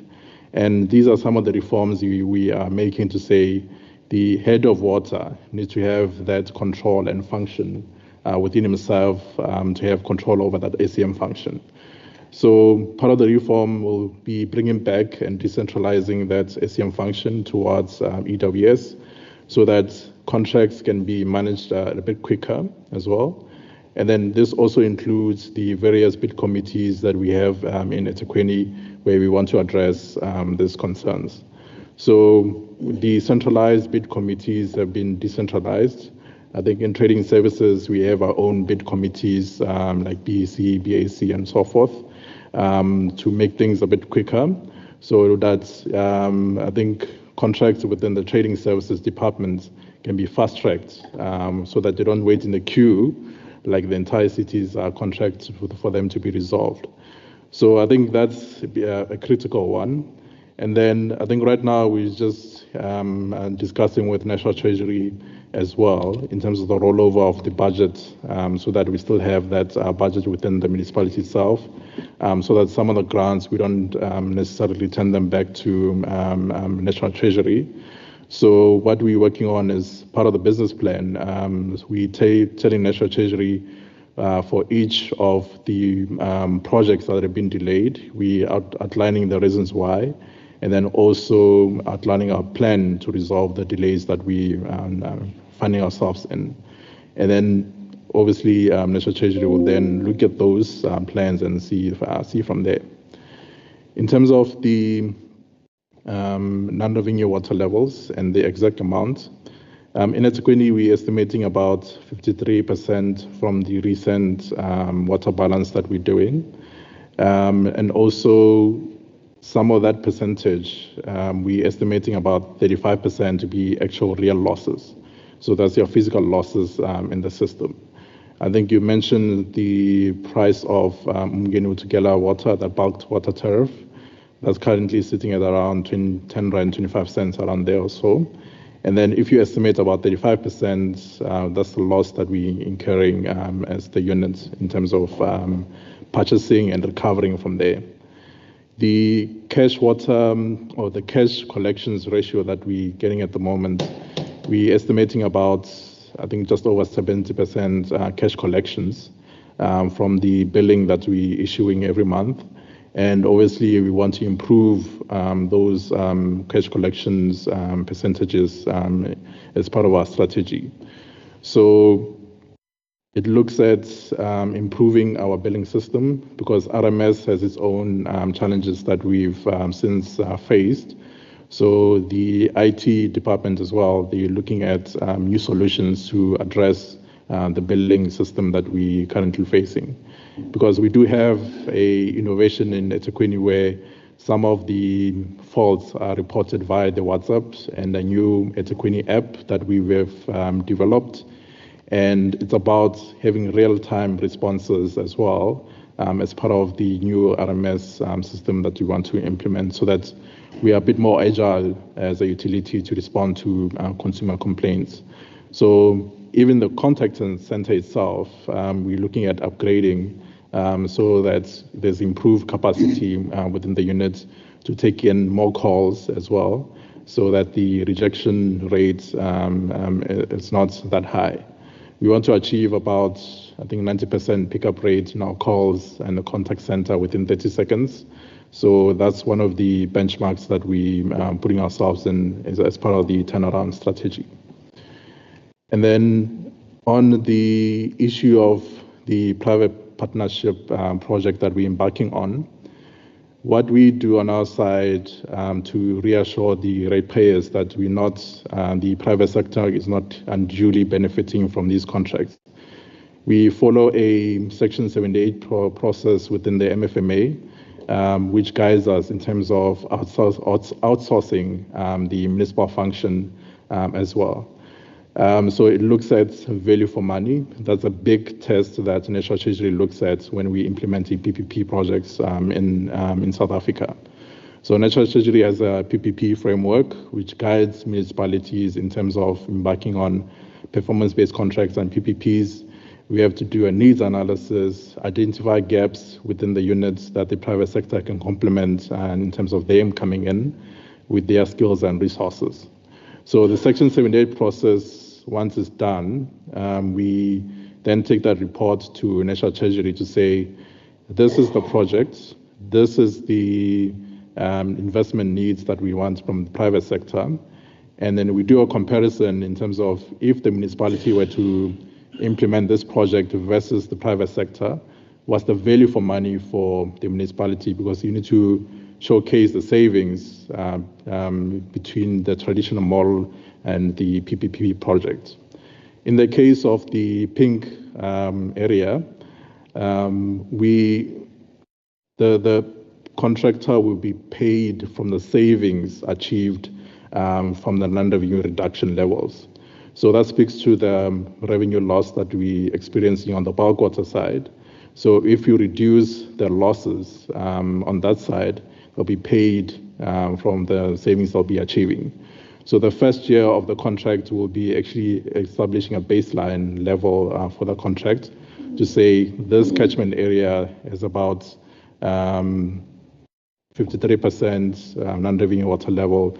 You need to reduce it by 10% on an annual basis, and you'll be paid, let's say, 20% from the savings will be being achieved from that. So those are the performance indicators we're putting in the contract, and also making sure that they are not unduly benefiting on the private sector side with those savings payments that we are achieving. So with the submission to National Treasury, they give us our views and recommendations in terms of the contract modality we selected, and they give us the outcome, whether it's value for money for the municipality. And if there's any changes on the contract modality, we take those inputs very seriously as a municipality from a National Treasury point of view. So I think that's on the PPP side. And on the turnaround strategy, I think what's different this time around is there's an incentive that we're getting from National Treasury. I've mentioned, I think in the next 3 financial years, if we achieve all the performance indicators that we've put in the business plan, which talks to the turnaround strategy, eThekwini will receive 2.5 billion rand in trading services. So that will come for water, electricity, and also solid waste, that 2.5 billion, and it will be split accordingly in the various departments. So that's an incentive grant. And then also what we want to complement the turnaround is, I've mentioned the management contract itself. So part of the turnaround performance indicators that we will be putting in place and reporting to National Treasury on an annual basis, some of them will be complemented by the management contractor once it's in place. So they'll be complementing the skills deficit within EWS to look at blue drop and green drop compliance. Is there any plans that we need to make on the infrastructure side to reduce the compliance complaints, and also to improve the water utility? So the management contract will be in place to complement the executives within the EWS, and then also give them that skills and capacity to take it from there. And then I think on the last one, the answer is on the curtailment issue. So the curtailment was in effect last year. I think right now it's under suspension at the moment because with the engagement with DWS, Umgeni together, and Cogta as well, because I think the issue was obviously we were over abstracting on our license allocation, and then also the dam levels were quite a concern from a DWS side of things in terms of a sustainability point of view. But I think the minister has looked at the dam levels in that's supplying eThekwini, and at the moment the curtailment is under suspension as we speak. It created problems for us because when we were under curtailment, it meant that we were implementing intermittent water supply quite heavily in eThekwini. And you don't want to do that on a pressure system, because to pressurize our system again, I'm talking from engineering side, experience things, it's very difficult. And we've really seen that in eThekwini. So what we're doing right now is we also trying to reduce our pressures from critical points so that we don't really shut down our water system. We actually just reduce the pressure on our side by actually having more PRVs to reduce those concerns. I think it also be on the air valve side of things, because remember when you're recharging the system, there's also burst in the air in the system. So that also creates an issue where this old age infrastructure can cope with the difficulties of intermittent water supply. So on the air valve side, obviously we're looking at these issues of IWS, and then also speccing air valves that can take this beating that we are currently experiencing at the moment. But on the, I think on the sabotage side of things, when we look at the type of infrastructure and the materials that we select as engineers to roll out in the communities, we being very careful in terms of the type of material we're selecting for an infrastructure, because like things like brass pipelines and copper pipes as well, or fittings rather, they get readily stolen in the city as well. So what we're doing is we're looking at alternative materials as well, so that some of our fittings can be permanently spicked, be in place. They also comply to our specifications and standards for water reticulation systems. So we're looking at those ideas for retrofitting our systems so that we reduce that idea of that. But let me leave it there. Any additions? Thank you. Thank you very much. I think I'll speak on the issue of sabotage and vandalism. Yes, we experience a lot of infrastructure vandalism and sabotage. Recently, I think one of our officials were doing the work in Chatsworth, and they were stopped by armed individuals, stopping them from working. So because that's what they are going to service the reservoir in order to ensure that we don't find ourselves suffering in the water shortage in the area of Chatsworth. But we couldn't do that work, but we had to call the metropolis. So I think there is an attack that is directed to the water and sanitation department in eThekwini, which can be in any form, but we regard it as criminality, and we are dealing with it as such. Also on the issue of schools, the municipalities, especially in eThekwini, we collect revenue, but we look at schools as a big business, which is something we are taking it. But as currently, as we speak, it's big business, because even when we deliver water, there is a separate arrangement for schools which need to be attended. But we understand that there are no free schools, and the department is also strained in terms of finances. But I think we'll take it back with the leadership of eThekwini and see if something can be done. On the issue of the turnaround strategy, the turnaround strategy overall goal is to ensure that we improve financial sustainability.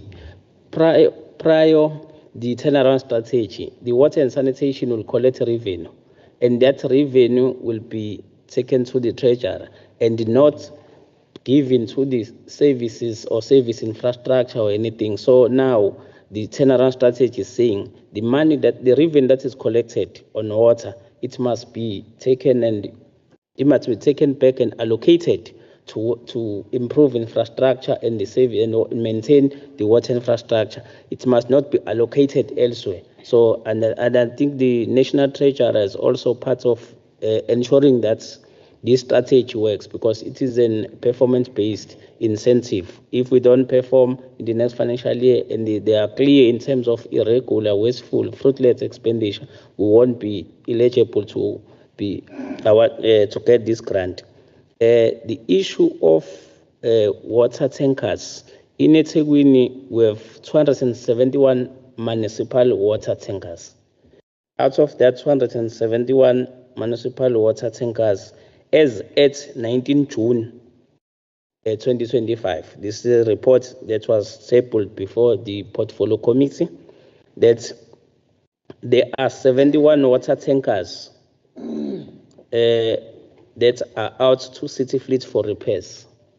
And I think the turnaround strategy also comes in here, because the water and sanitation as a unit, they don't have a workshop that is responsible for repairing their water tankers. They rely on city fleet, but this single point of responsibility turnaround strategy seeks to build capacity and say, when we speak of water, the executive director of water and sanitation must be responsible, mustn't refer us to say there are no water tankers because city fleet is. So this turnaround strategy seeks to ensure that there is a single point of responsibility. And the also 12 water tankers that they were waiting to be collected by City Fleet for boost and punchers, which in total in the workshop of City Fleet is 83 water tankers that are in the City Fleet workshop. And also there were 30 water tankers that were waiting for COF and awaiting licenses, there were 12. I think that is in terms of the number of water tankers. The issue of 105, the issue of water, I think we must bring into the attention of the portfolio committee that ward was under Uku and it was incorporated in eThekwini in 2016.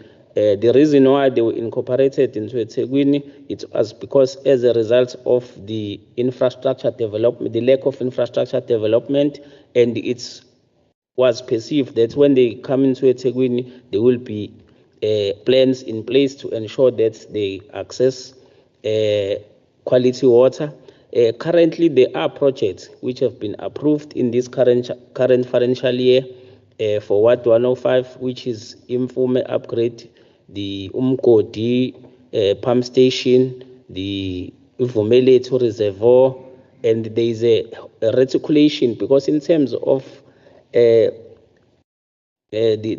pipes that were laid there, they were for stand pipes. So now the growth in terms of population, it's also affects them in terms of accessing water because they've connected. There are double stories that were built, whereas the infrastructure that is on the ground was not for that. But however, the issue of water tankers has always been an temporary measure to deliver water in those areas. However, the terrain also has an issue because the municipality tankers,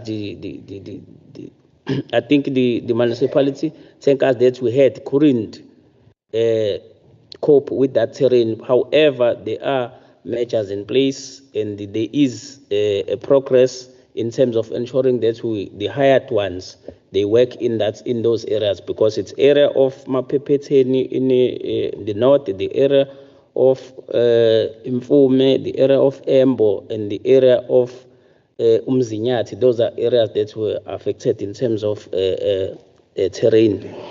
The issue of Ward 111 and the Ward 89 and Ward 80. It's 111. Yes, 111. Yes. And the other, it's 8, or it's only 84. Okay, it's 111 and 84.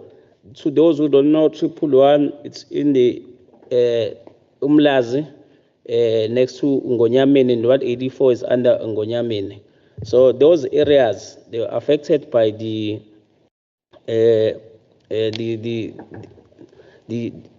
upgrade of Southern Aqueduct. There's an upgrade which is a 24-kilometer pipe. It's a 1.2 billion project which we expected to be commissioned by next year, August. And I think that area affects other sections of Umlazi, even though they were not mentioned. But they will benefit out of the completion of that upgrade, the areas of Shallcross and Chatsworth and the Queensberg. So that is the issue. And it will also go beyond that and assist in the areas of Efolweni to ensure that they've got sustainable supply of water. I think those were my responses. My colleague covered a lot. Thank you so much. Thank you so much. Before we hear from Ilembe, Acting HOD, if you could just note this, that we require an update on the disputes in eThekwini, as well as the alternate water systems, how that is progressing along, If we could get an update on that and the impact it's having on the water supply in the municipality. Over to you, Lembe. Thanks, Honorable Chair. One question which was asked in relation to school's tariff as well. In Ilembe, the normal tariff is 55 per kiloliter for normal residents. However, for school, we do have a provision where we charge, it's 47 rand. However, we know that schools are owing us and their historical even debts. But what we'll do perhaps moving forward so as to be sensitive as well to school kids, because it is worrying when you are driving around at 11 a.m. you see school kids. When you ask what is the issue, are told that no, the municipality has disconnected water, hence kids are being released. But what we'll do perhaps when we go back is to perhaps consider perhaps giving schools discounts though moving forward. And then again on meter readings, yes, we do have our teams which we bought even new fleets for our meter readers as well. But what we are doing currently as the Ilembe District Municipality, we want to benchmark with other municipalities which are doing well in terms of either revenue collection or meter readings, because in Ilembe as well, we are not immune as well to the fact that some people, they have disputes with regards to meter readings as well. Hence, then even in the last council, if I'm not mistaken, Honorable Chair, we took a decision perhaps to have some write-offs in some of communities where people are saying we are billing them incorrectly. But then we are benchmarking with the other municipalities to have technologically smart meters as well, which we think are going to assist the district municipality. Thanks. I think other questions, the team will respond to it. Thanks.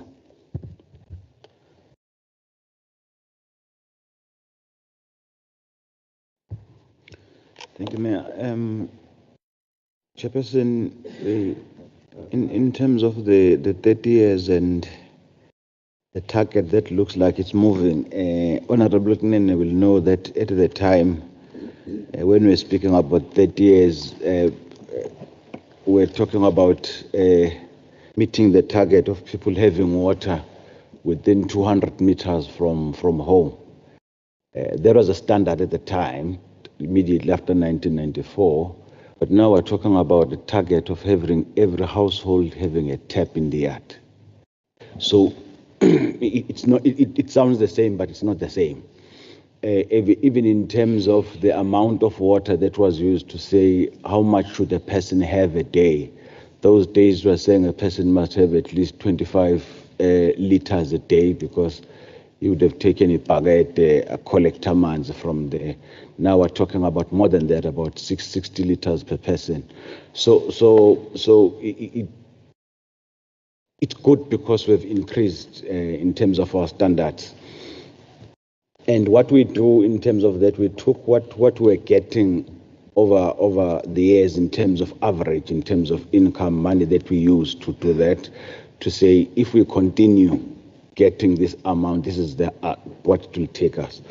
Obviously, if you have got new streams of revenue, if you reduce water loss and convert that into money, it changes the whole scenario. It's just a snapshot in terms of what was happening historically. A direct question on how much, I think it was posed to both of us at Tegwini, how much does it, what's the value of our water loss? In terms of our last audited financial statements, it's 110 million. That would be at the end of the previous financial year. And the secondary question, which says how much can you achieve, it's a lot. The answer is it's a lot. If you were to convert that into rand and income, it will assist us. Honorable Knene, on the project on the Swiss, this was not one of those visits to Switzerland. It was a 3-year project, which is funded by the Swiss committee. It had about many themes in it. My colleagues may add on it, but for instance, one of the good ones which we are still running with is plotting of our infrastructure, our networks, throughout the district using our GIS. So that when you click on the pipe that runs, let's say, through Idolopeni Endward, you click on it, it will tell you the size, the width of the pipe, is it plastic or steel, when it was installed, and which company, and the estimate.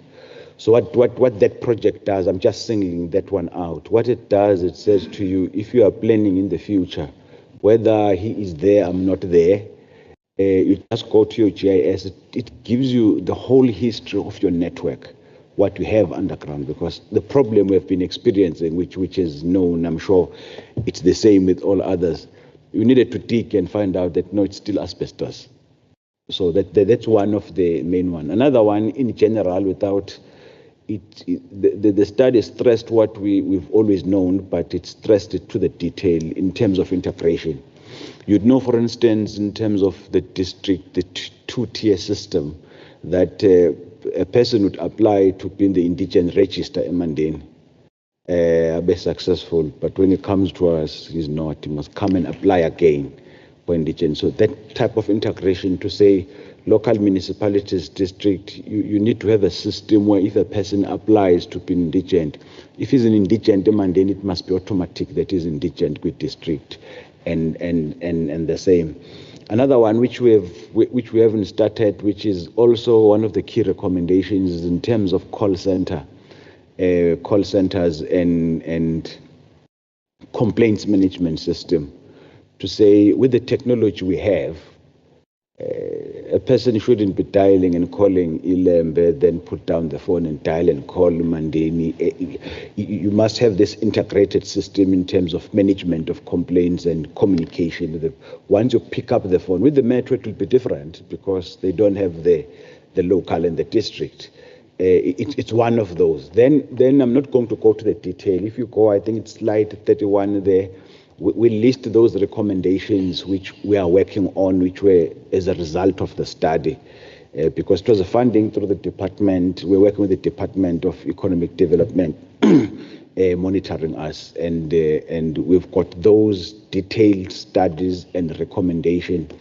And on quarterly basis, then we take it to EXCO to say, in terms of these recommendations, that's how far we've gone. Some of them sound like very, very long term in terms of achievement, but some of them are immediate. You can deal with them.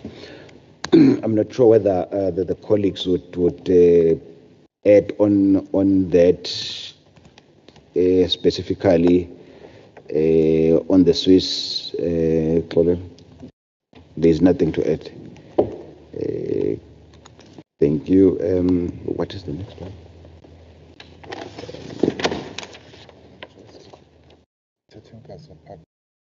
Water tankers. Chairperson, I'm not sure. I think I know what they mean when they say water tankers are parked off.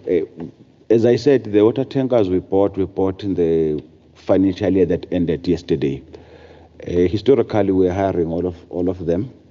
And the difference between the hired and what we own, once we own a water tanker, we employ a driver. Then your labor relations restrictions kick in. If we are hiring a private one, we could say deliver water, emergency at 6 at night, and so on and so on and so on. It's easy.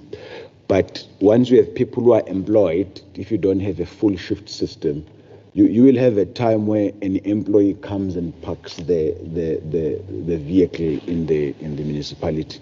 If you look at the table, we have not reached a stage where we own all the tankers. You still have about 12 out of the 47 which are still privately owned. So you'd find that the driver is not our driver, and in terms of working hours, they just bill us in terms of the time spent, and if they have to park, they don't even park in our area. So hours, you can, if you're passing by the municipal office, you can see this one is parked.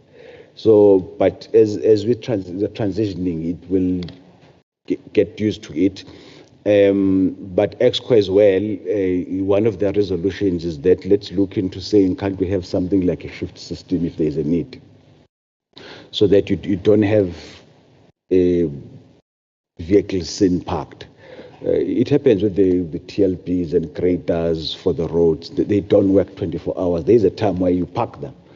So that's that. And in terms of, I don't have a figure to say how many, but because ours are still new, you don't have many that are parked.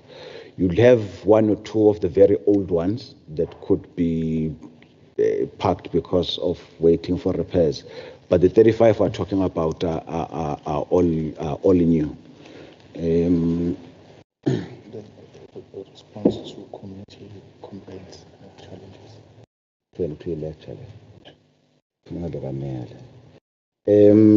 Billing queries.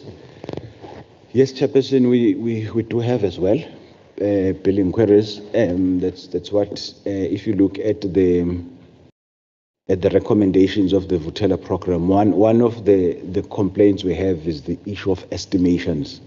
To say let's reduce in the number of estimated bills that go out, because by the time you go after 3 months or 2 months, whatever the time is, you will find out maybe that there's a discrepancy in terms of the estimation to the benefit of the customer. It's better if it's like that, but it's worse if you find that the municipality has been underestimating. So there is a recommendation in terms of the Vutela program I spoke about, which deals directly with the billing. And you'd notice if you look at if we break down, maybe to touch on that, I think it's a question that was asked as well, to say when you talk about non-revenue, can you categorize it, break it down? How much is as a result of billing? How much is a result of water loss? We do have that. You'll notice that part of that non-revenue has to deal with billing. So we do have those programs where we've set targets in terms of how we're going to turn around on that one. Lessons from Vutela. In terms of communication, we do have the basics that all municipalities would have, but it's one of those areas where you can never say you have reached your best. You are doing everything in terms of communication, but we are improving in all areas, including accessing some of the activities of the municipality through social media, live streaming of certain activities, including some meetings. But we haven't reached a stage where we could say we have reached our best in terms of that area, in terms of transparency. But we're doing our best, and in terms of communication of the decision of councils, we're improving in terms of that. Almost every meeting of council, ordinary meeting of council, the mayor would hold, as we did in our last meeting.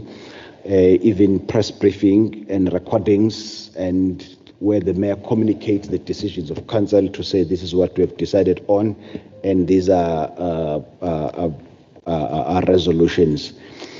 When it comes to responding to letters, I'm not going to be very detailed on that, but it's a standard thing that if you have written a letter to an official, to a municipal manager, it deserves to be responded to. I think it was part of the question that dealt with transparency and communication. Chairperson, thank you. Thank you so much for that presentation. Members, we have gained quite a lot from the presentations and engagement today. We are definitely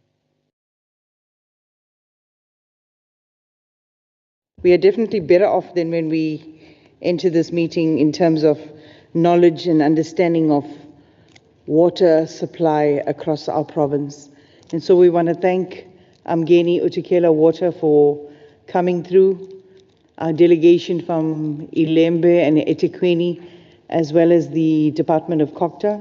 It's been a long day, but you've persevered with us and you've provided quite a lot of information for us to digest. Thank you so much. What I'd like to do is get everyone in front so we can take a picture, and then thereafter you are invited to join us for lunch in the dining hall. This meeting is adjourned.